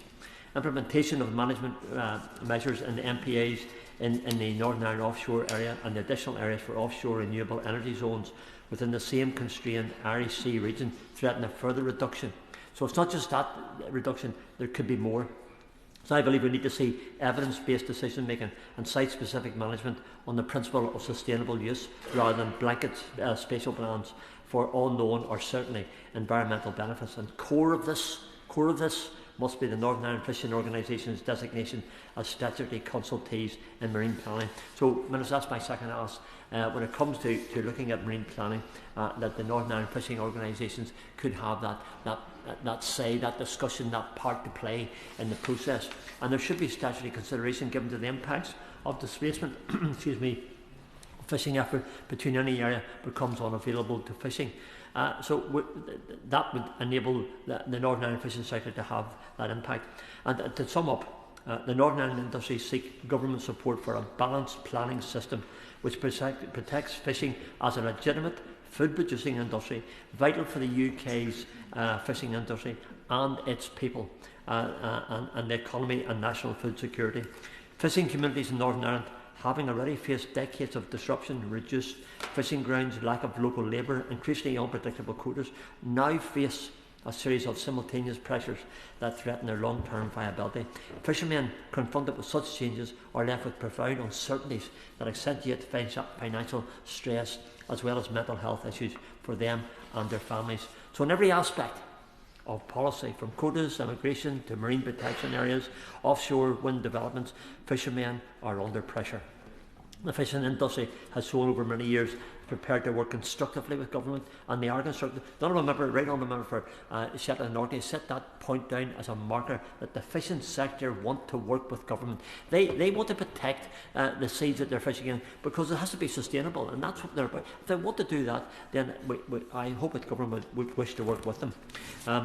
Respond positively to scientific recommendations, increase levels of gear selectivity to reduce impacts on the environment, and operate within one of the most heavily regulated fishing regimes in the world. Before anything else in the Irish Sea, at the beginning of time, there was fishing. When God created the world, He created the Irish Sea and He created fishing. Fact of life. That's before it all happened, you know. So ever mindful of that. Our members were the original stakeholders. And I think I can quote the Bible accurately when I say that. In the beginning, God created heaven and earth, and He created the sea in between. When it comes to food security as well as economic security, will depend on being able to maintain a sustainable fishing industry within Northern Ireland. With the right foresight and committed cross-government policy, this industry will be able to sustain itself, remain productive, and remain the cornerstone that has been for centuries, since the beginning of time, within the communities that live along our coast. By ignoring the concerns of Northern Ireland fishing communities, a rich heritage could be lost that would indeed become irreplaceable. Thank you so much. James MacCleary. Thank you, Madam Deputy Speaker. And I'd first start out by referring you and members to my register of interest, as I'm an unpaid director of the New Haven Fishing Community Interest Company. And as such, I see firsthand what's happening to our local fishing industry, and I rise today to specifically talk about the impact on our town. We have a small but long-standing fleet in New Haven, and it is our fishing heritage that is under threat. We have between 15 and 20 active vessels working out of New Haven, catching sole, plaice, brill, turbot and other bits and pieces off our Sussex coast. But much of that fish goes elsewhere for processing, all corners of the UK and in fact beyond, before it ends up coming back to our plates. We're exporting those jobs, we're increasing emissions, and we're missing the chance to build our local economy and indeed invest in a small part of the government's growth agenda. I believe this has to change. We want our fish processed locally, creating jobs in coastal communities, not shipped abroad and back again, and then sometimes back again and back here once more. The recent plans to bring processing back to Newhaven are exactly what we should be doing nationwide, but it needs long-term commitment from the government if it is to stick. In the meantime, we're also losing our fishing community. The charter boat fleet that historically brought customers year-round to Newhaven's tackle shops, pubs and restaurants has almost completely disappeared. A constituent of mine runs the last charter company in Newhaven. During recent works at the port, he was forced to relocate temporarily, promised he could return. Now he's being told he can't come back, despite government funding for a new pontoon, supposedly for the fishing fleet. It is this kind of bureaucratic nonsense that puts marginal businesses like his into receivership. It is that kind of bureaucracy that brings generational businesses like his and like many others in our town to an end, in some cases after decades or even hundreds of years of operation. When we invest in coastal infrastructure, it should support the entire fishing community, commercial vessels and charter boats that are bringing economic activity to our towns. Both are vital to a thriving coastal community. We have been successful in attracting government investment to support local fishing industry in Newhaven. Some £12 million for new landing stages, processing facilities and other facilities in the town.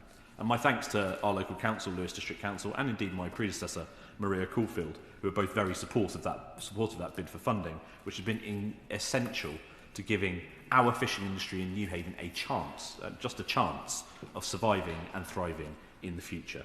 But we need to do far more to support our fishing businesses if they're going to be sustainable in the long term. And here's what's really at stake. Without new people entering the industry, small independent businesses will disappear.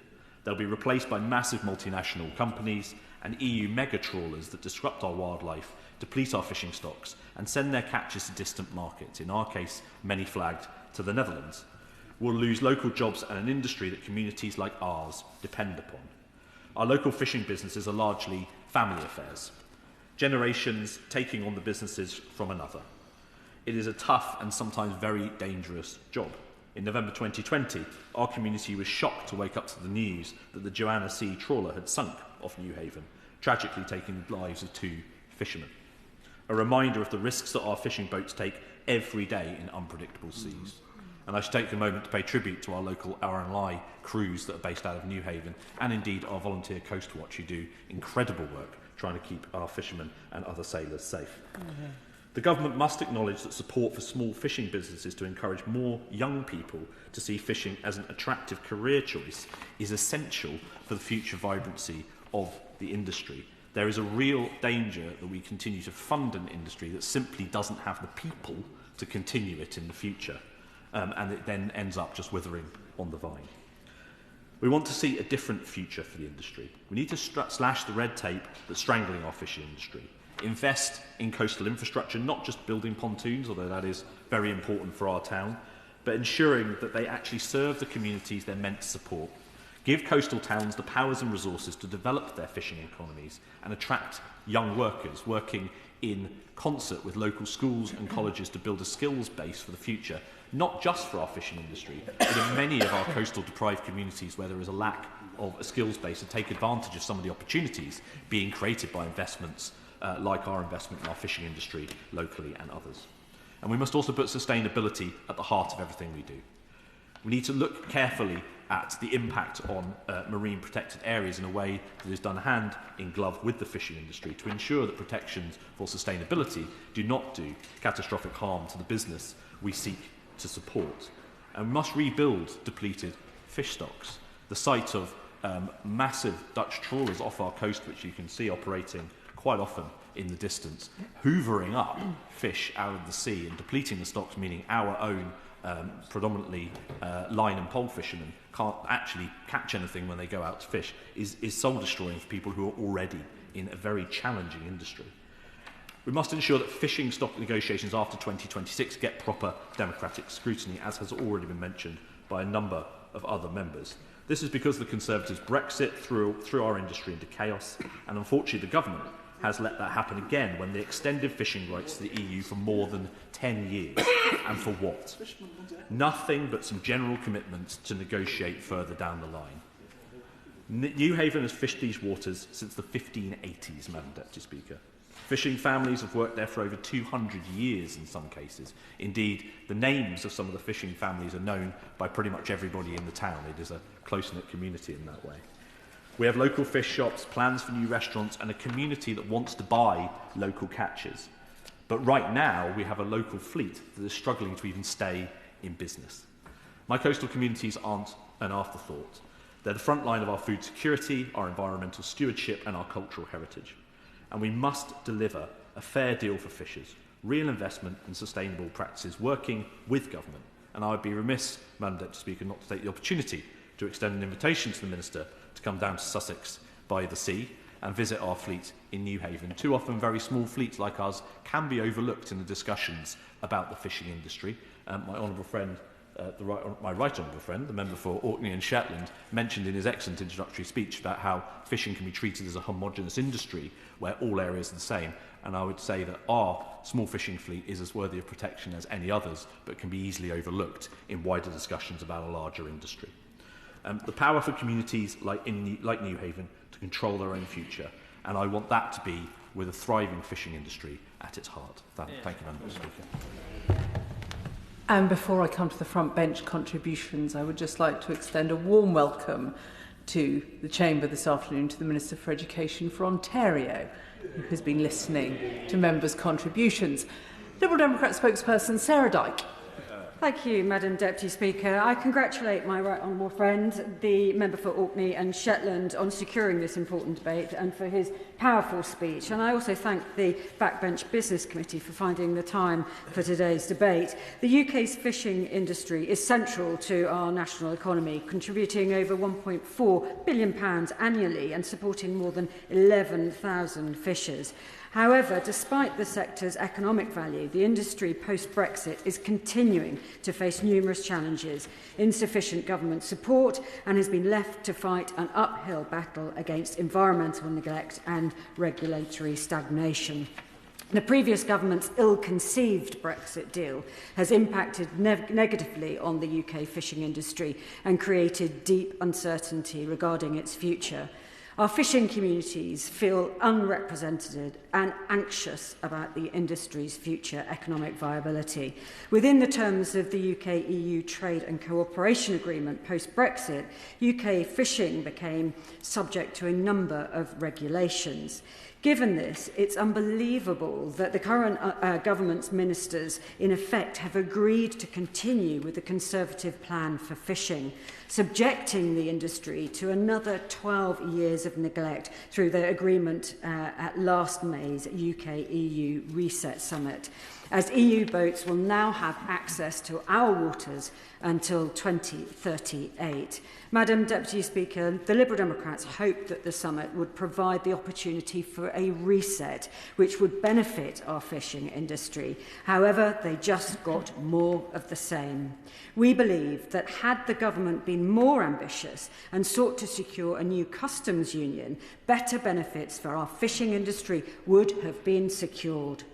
Whilst it is positive a comprehensive agreement has been secured across both trade and defence, the government must now work with our fishing industry to understand the impact this extension will have on them.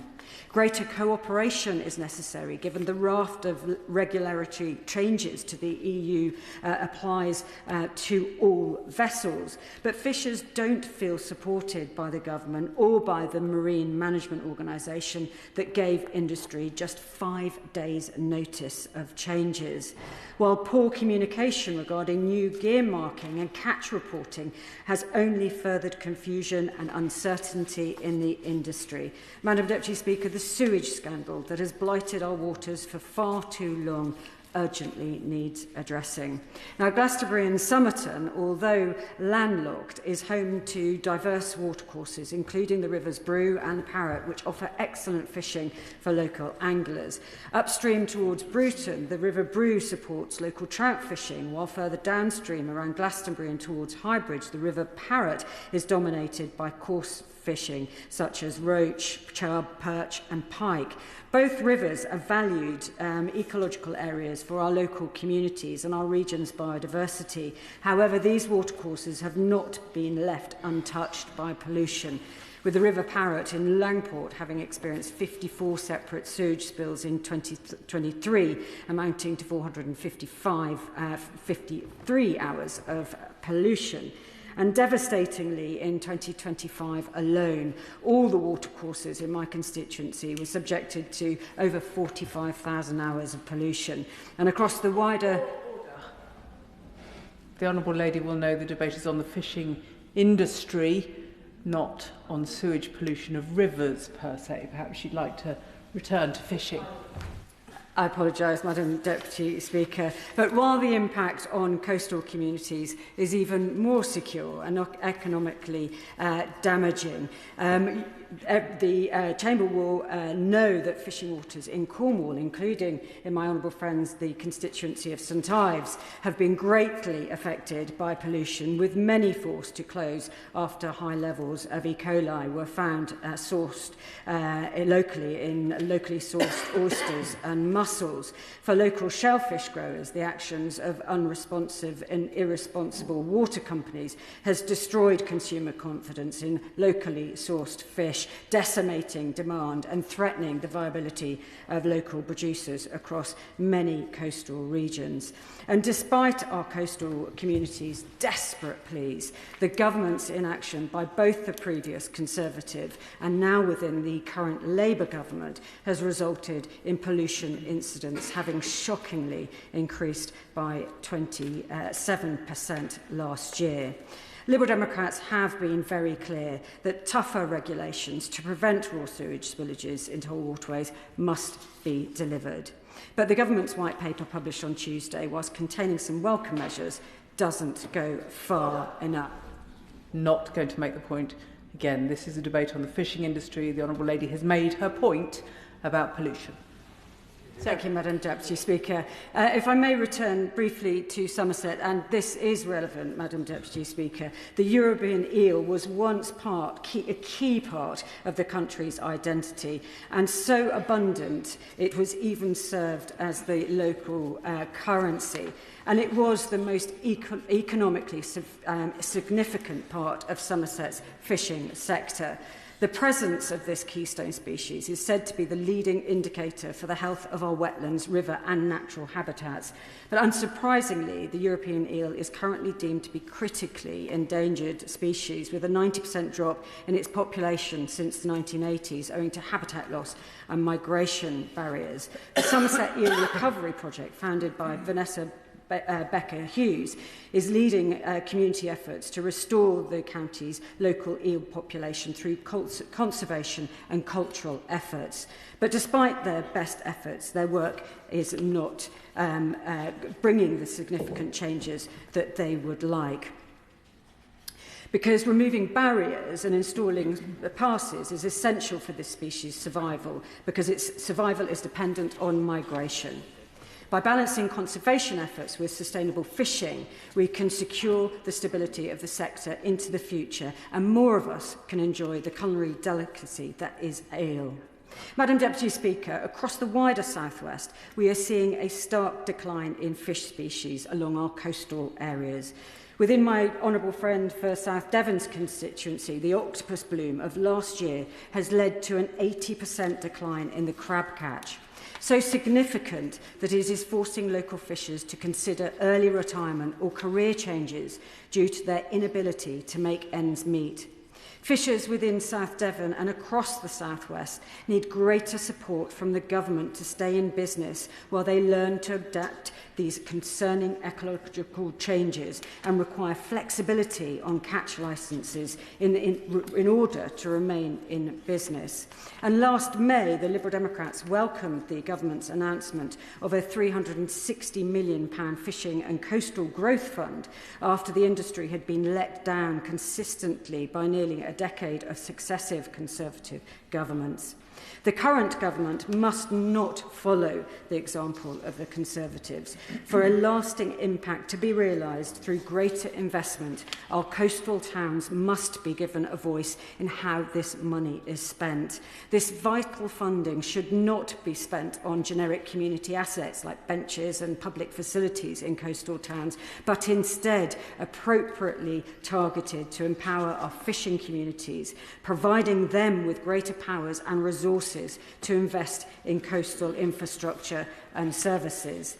Through delivering a comprehensive plan for spreading economic opportunity, the Liberal Democrats would ensure the fund supports initiatives to enhance awareness of the career opportunities within this sector and strengthen skills to retain workers, but crucially to attract younger workers to support future growth. Madam Deputy Speaker, it is clear that our fishing and coastal communities cannot afford another decade of neglect.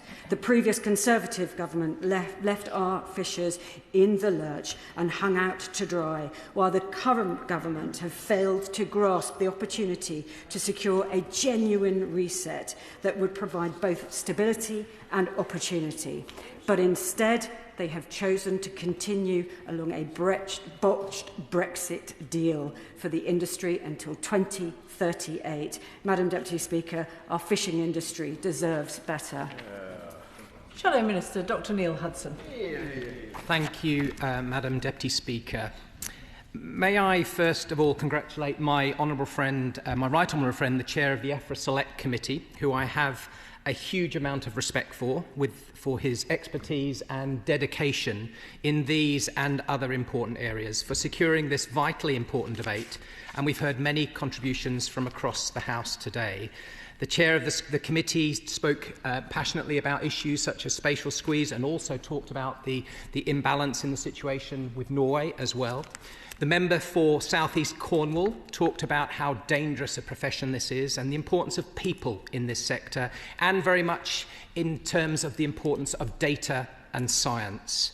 The honourable member for St Ives talked about the importance of bringing in the next generation into this profession as well. The member for Great Grimsby and Cleethorpes talked about the importance of fish for our food security, again talked about spatial squeeze, and very much talked about the importance of fish being an important part of a balanced, healthy diet for the UK population. The honourable member for my honourable friend for Dumfries and Galloway talked about some of the key log jams of logistics, bureaucracy and red tape facing the sector, and talked about a pragmatic approach to workforce issues.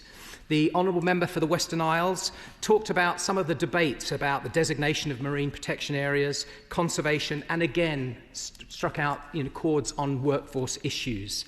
The honourable member for Aberdeenshire North and Moray East, the importance of the industry to his rural and coastal communities, and again highlighting workforce issues. My honourable friend, the member for Bridlington and the Wolds, again talked about spatial squeeze, the importance of the next generation, and flaws in the recent EU negotiations. I fear he was starting a bit of a lobster war with his honourable friend for Dumfries and Galloway, and I would just remind him that they are indeed sentient creatures. My honourable friend, the member for Strangford, a passionate advocate as ever for his industries and communities in Northern Ireland, and again talked about some of the key issues about workforce issues and food security. And finally, the honourable member for Lewes talked about the importance of the fishing heritage in his community and the importance to his local economy. Now, fishing has always been, Madam Deputy Speaker, vital to the United Kingdom, the lifeblood of communities up and down this country, across all 4 nations of our UK. I want to pay tribute to the brave and hard-working fishermen and women, the processors, the transporters, the traders, and everyone else who does so much to harvest and deliver this precious food source, so vital to our food security and local economies up and down the land. And I want to thank representative bodies like the National Federation of Fishermen's Organisations and the Scottish Fishermen's Federation for all they do to champion and advocate for these vital industries. His Majesty's official opposition are committed to standing up for and supporting our coastal communities and our fishing industries.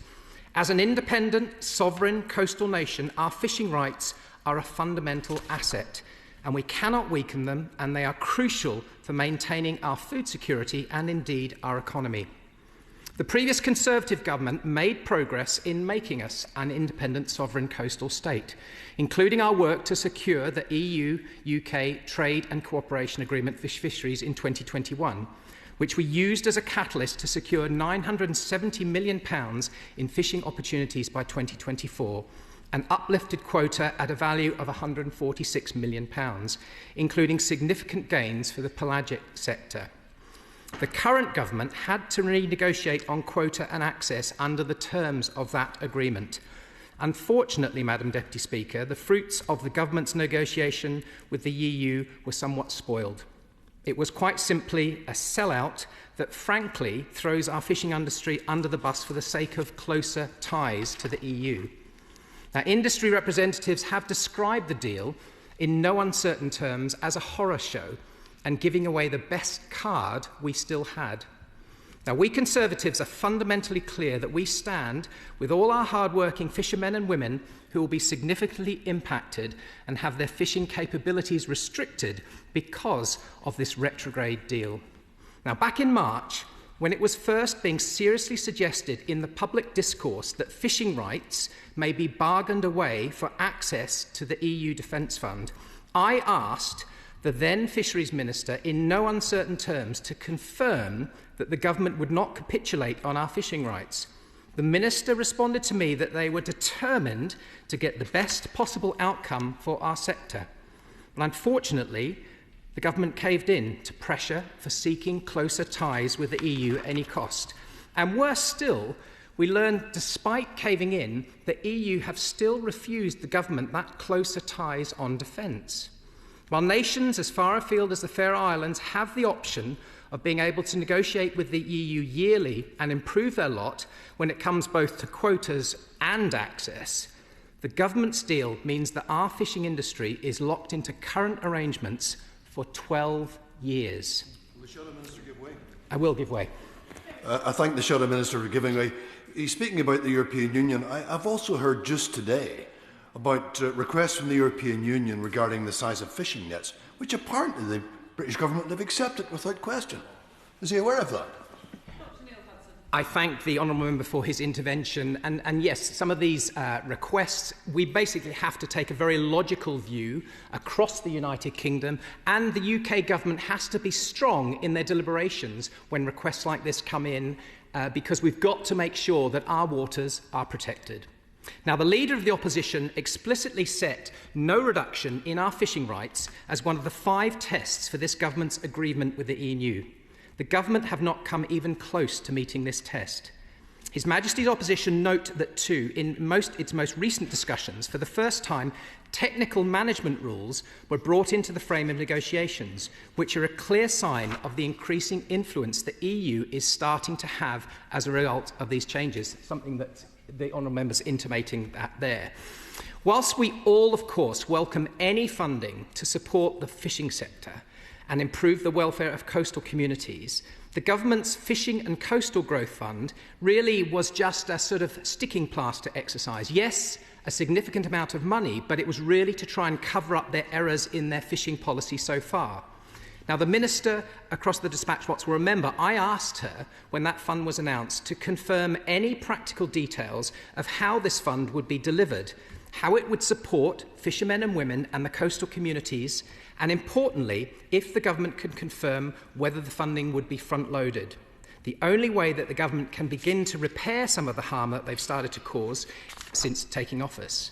Now, we absolutely support any funding provided to fishing and coastal communities, as I've said. And when we were in government, we in fact brought in the £100 million UK Seafood Fund to support the future and sustainability of UK fisheries and the seafood sector, allocating funds for science, research, infrastructure, skills and training across the House, across the sector. And we've heard across the House today the importance of data and research and science, and that's we need to collect that and we need to fund that.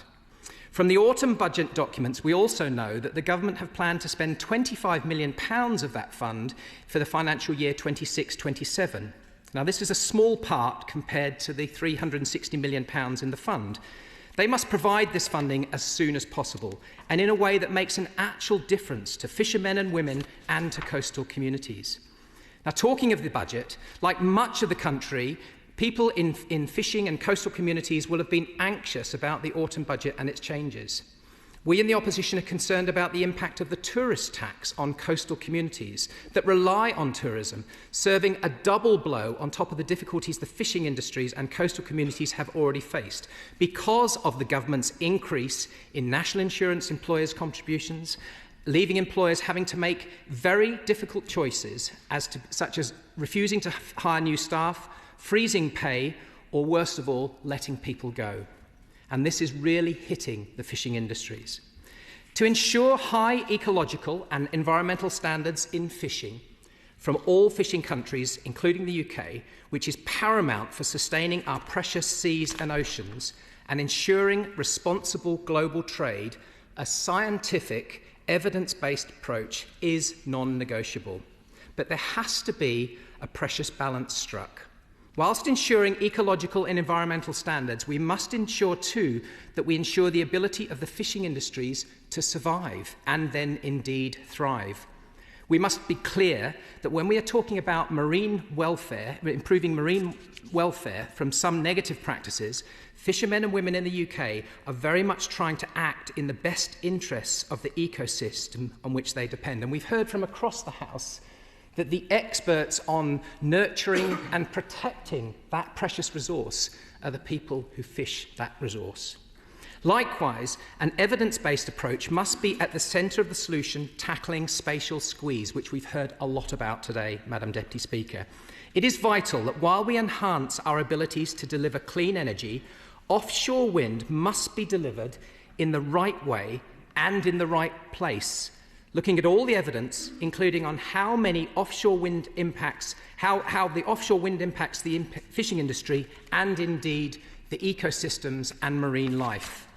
The Marine Recovery Funds regulations that came into force in December last year, while compensating for environmental damage caused from offshore wind, fails to compensate fishermen and women for any harm to their livelihoods done by offshore wind projects.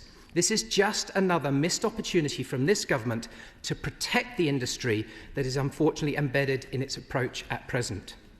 Now, Seafish's recent report into the issue of employment in the fishing industry for 2024 showed an increasingly ageing demographic in the sector and difficulties for many to access the skilled labour that fishing demands. And we've heard that pretty much from every speaker today, the importance of workforce and moving forward. Without new fishermen and women, the industry will not have a future. Will the Minister please confirm today what they are doing to tackle this existential threat to the industry? Part of solving this problem must, of course, look at the actual practice of fishing itself, which is undeniably a dangerous and demanding industry.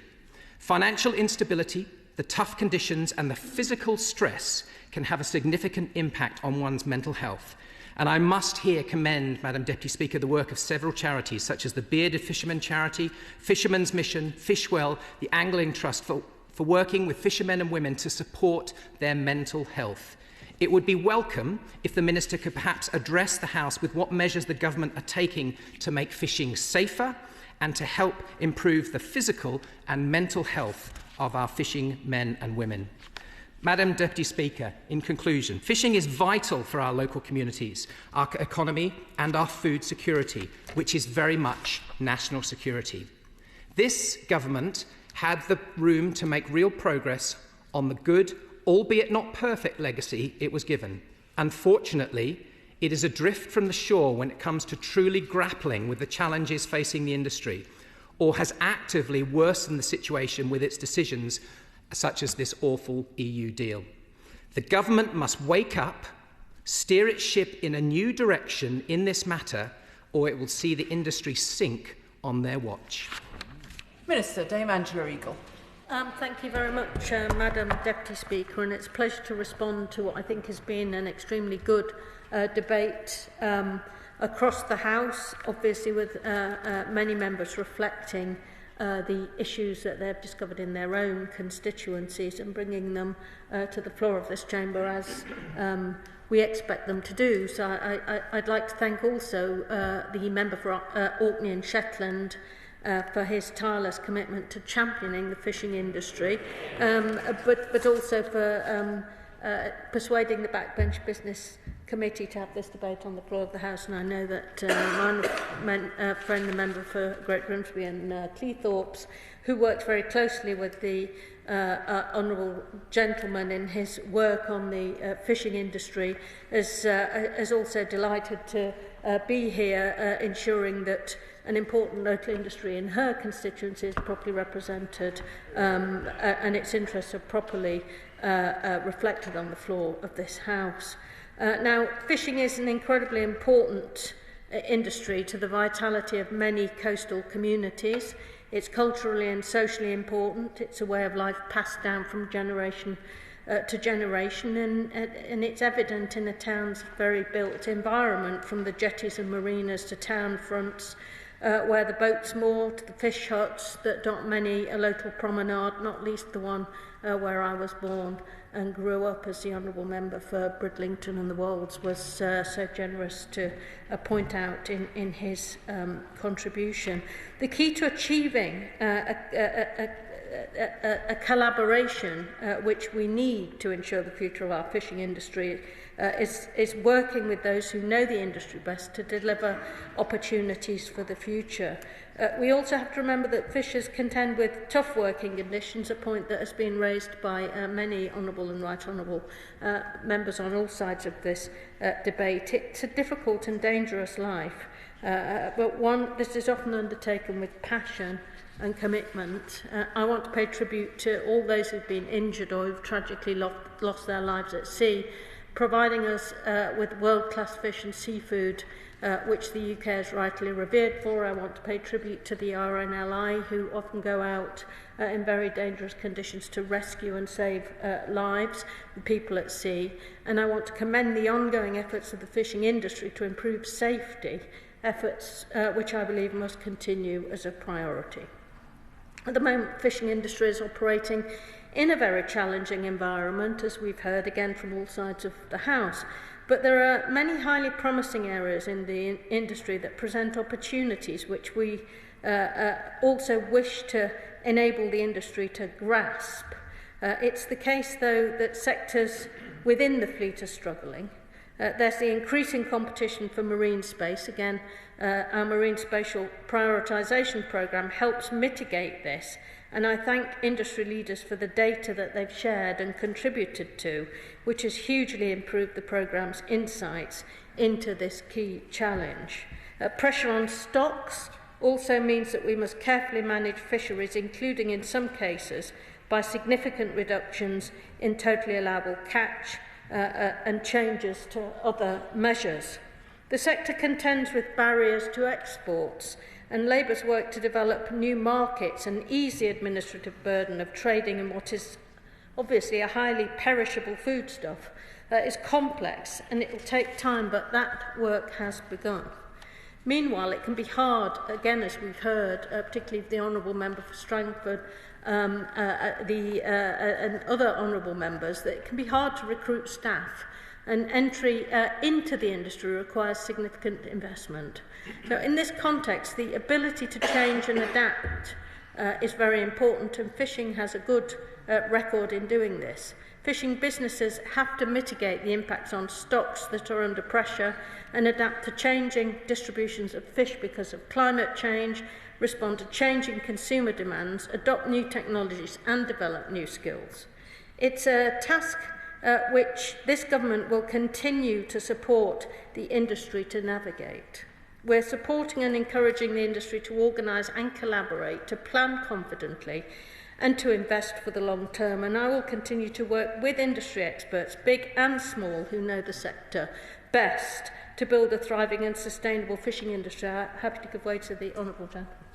Madam Deputy, can I thank the Minister for her response, Minister? I also asked if it's possible, and if you would agree, to having a meeting with the representatives from Northern Ireland. I feel, and they feel, that it would be advantageous for us all to find a better way forward for the sector. Thank you. I'm a very generous person, and I'm more than happy to meet with the honourable gentleman's representative bodies, so long as he understands that fishing in this whole area has devolved. But I understand that there are some issues which are dealt with nationally, albeit not by my department. They're my previous department, but not this department.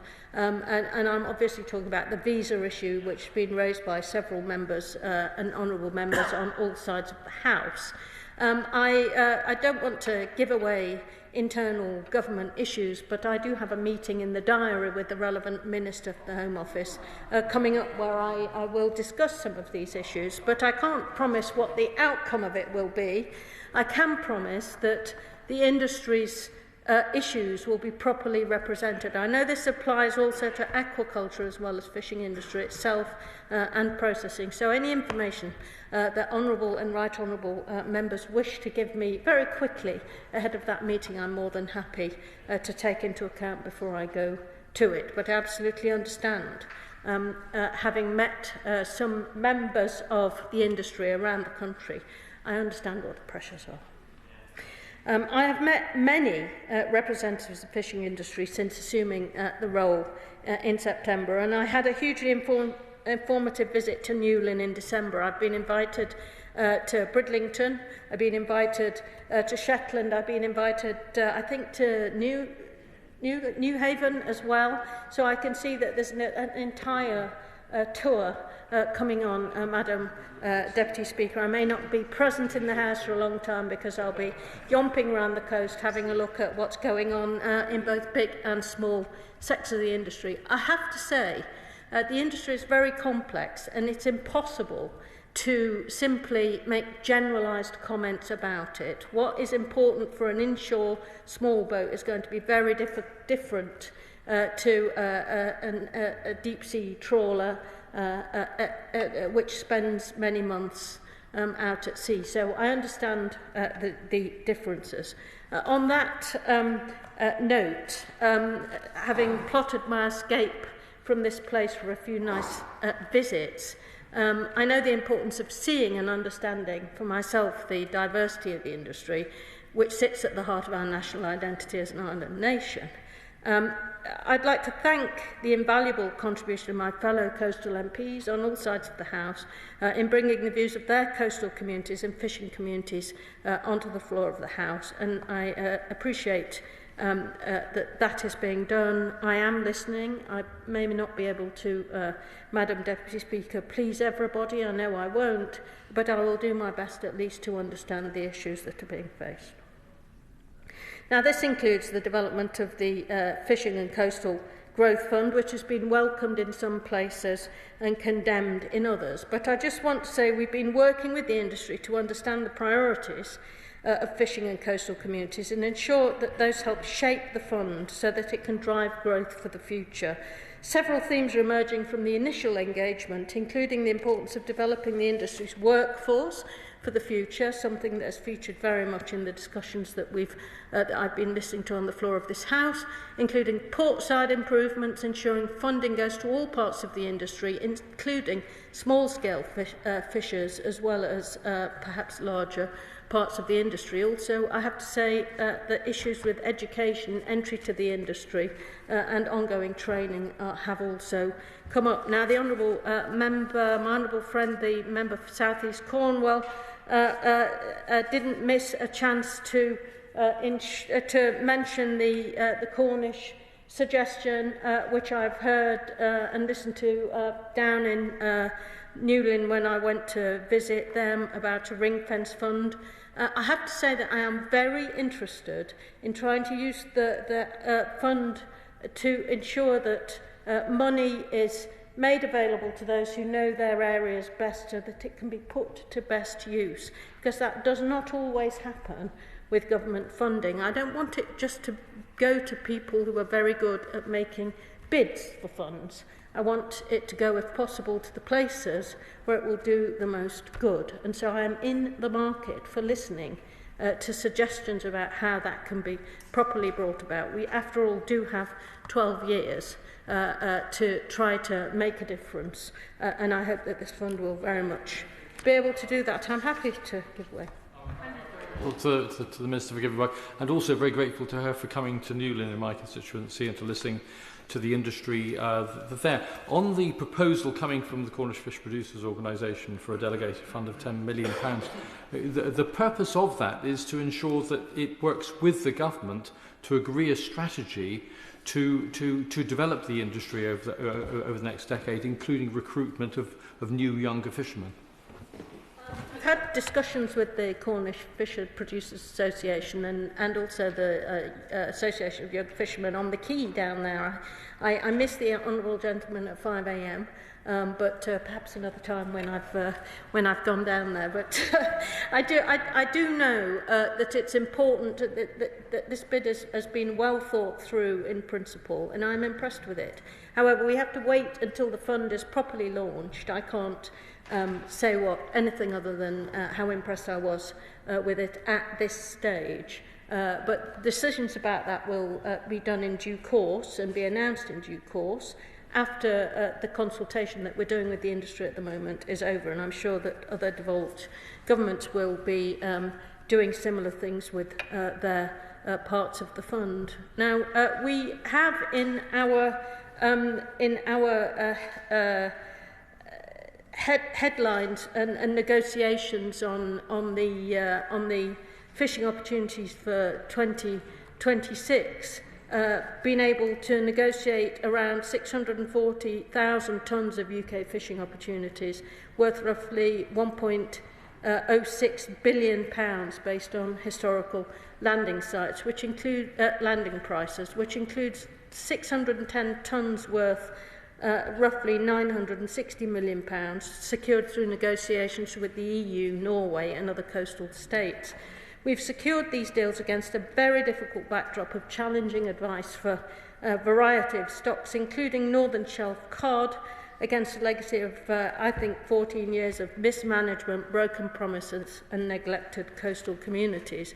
Our approach to negotiations is based on rebuilding trust with fishing communities, securing decent jobs today and restoring fish stocks so that our seas can support jobs and coastal communities for generations to come. We've worked closely with the sector to discuss the science, an approach to the party opposite refused to take, preferring to negotiate headlines rather than outcomes, to understand their perspectives and requirements and help them prepare for the impact of quota decisions. We've achieved a number of resulting wins in this year's negotiations, which include more opportunities for our sea bass fishery, a commercially viable total allowable catch for Irish sea herring, valuable place and sole quota transfers and flexes in the Channel and the Celtic Sea. Total allowable catches agreed with the EU and Norway, which enable the continuation of the mixed demersal fishery in the North Sea, avoiding the cliff edges and uncertainty that characterised negotiations year after year. We have agreed a new management model for North Sea herring, which will help ensure the long-term sustainability of the stock. We've increased opportunities for our commercial pollock fishery following 2 years of not being able to target the stock, and we have achieved a significant increase in UK bluefin tuna quota from 63 tonnes to 231 tonnes. Now, looking forward, we need to continue to focus on working closely with the industry to improve the scientific understanding of fish stocks and consider further improvements to management measures that protect fish stocks, support good jobs and strong coastal communities for the long term. Now, the honourable member for Orkney and Shetland asked me about Norwegian access at the end of his initial speech in this debate. The UK-Norway bilateral arrangements, we believe, are fair and balanced, but I appreciate that some individual UK stakeholders may favour changes to the current arrangements, and this is something we take into account each year in the negotiations and keep under review. So it's important to look at these deals in the round. What is given is also it's also swapped with some of the quota swaps that happen, and therefore there are trade-offs. But if the honourable gentleman, and particularly the industry in his constituency feel that something is going wrong or too much has been given away, he must let me know so that we can ensure that this quota swap is working as we intended. We're currently working at pace towards a new sanitary and phytosanitary agreement with the EU, which we're aiming to have legislation in place by the end of 2027. The new agreement will slash red tape for UK seafood food exporters and reopen the market for GB shellfish from certain domestic waters, which will make it easier to sell British fish to our largest trading partner and strengthen the economies of our coastal communities. We are supporting offshore wind development as a key part of achieving the government's mission of making Britain a clean energy superpower. The transition to clean power must be fair, planned and done with, not to, our coastal communities. As part of addressing this, for the first time, the government gave a strategic steer to the Crown Estate on key risks and issues associated with areas for potential future offshore wind development in the English Sea. This steer provided through the Marine Spatial Prioritisation Programme is helping to guide the Crown Estate in identifying suitable areas for future offshore wind, which avoid government priorities such as the fishing industry and environmentally sensitive areas. I hope to work closely and continue to work closely with the fishing industry to ensure that we ensure that their voice is heard in the way in which these things are done. I'm conscious of time, Madam Deputy Speaker, so I just want to finish my contribution today by saying that bringing about change is something that's equally incumbent on the fishing industry as the government. We want to make sure we work together to bring about positive change. We know that fishing faces many challenges, but through close collaboration, openness to innovation, and a government willing to take responsibility rather than make excuses, there are reasons to be optimistic about the future of fishing, and I certainly am. Carmichael, to wind up. Thank you, Madam Deputy Speaker. I don't know if the Education Minister from Ontario that you welcomed is still here, but that's unfortunate. Many of my family emigrated to that province in the early 19th century, so it's nice to see some of them coming back now. Can I place on record the appreciation, I think, of us all for the engagement in the run-up today, but also throughout the year, of the various fishing organisations, the Scottish Fishermen's Federation, for me the Shetland Fishermen's Association, the National Federation of Fishermen's Organisations. I think it's worth placing on record that Mike Cohen and Felix Davis have been in the gallery throughout our debate. If that's not an illustration of their determination and commitment, then I don't know what is. We've had, I reckon, 13 backbench contributions as well as the 3 front bench. The usual range of issues: tax, quotas, spatial squeeze. We managed to diversify into how to kill lobsters and the reintroduction of eels. The honourable member from Strangford took us back to the beginning of time. I thought, though, it was a happy contrast between his speech and so many that we have sat through over the years that didn't take us back to the dawn of time, but did just make it feel like we had done. The Minister gave an impressive list of the asks that she's been getting, and it's going to be daunting to pick winners there. Can I encourage her, though, to see that as a positive? Because it shows that there are people in this industry who want to develop, who want to see it grow, because this is a great industry that can have a great future if we just give them a few of the basic tools to get on and do that. So thank you for allowing us to ventilate the issues here today, and I'm sure that this is an issue that we will be returning to in the future. The question is as on the order paper. As many as of that opinion say aye. Of the contrary, no. I think the ayes have it. The ayes have it. There doesn't appear to be any need for the front benches to swap over. So we now come to the backbench debate on the impact of import standards on the agricultural sector. I call Sam Carling, who will speak for up to 15 minutes.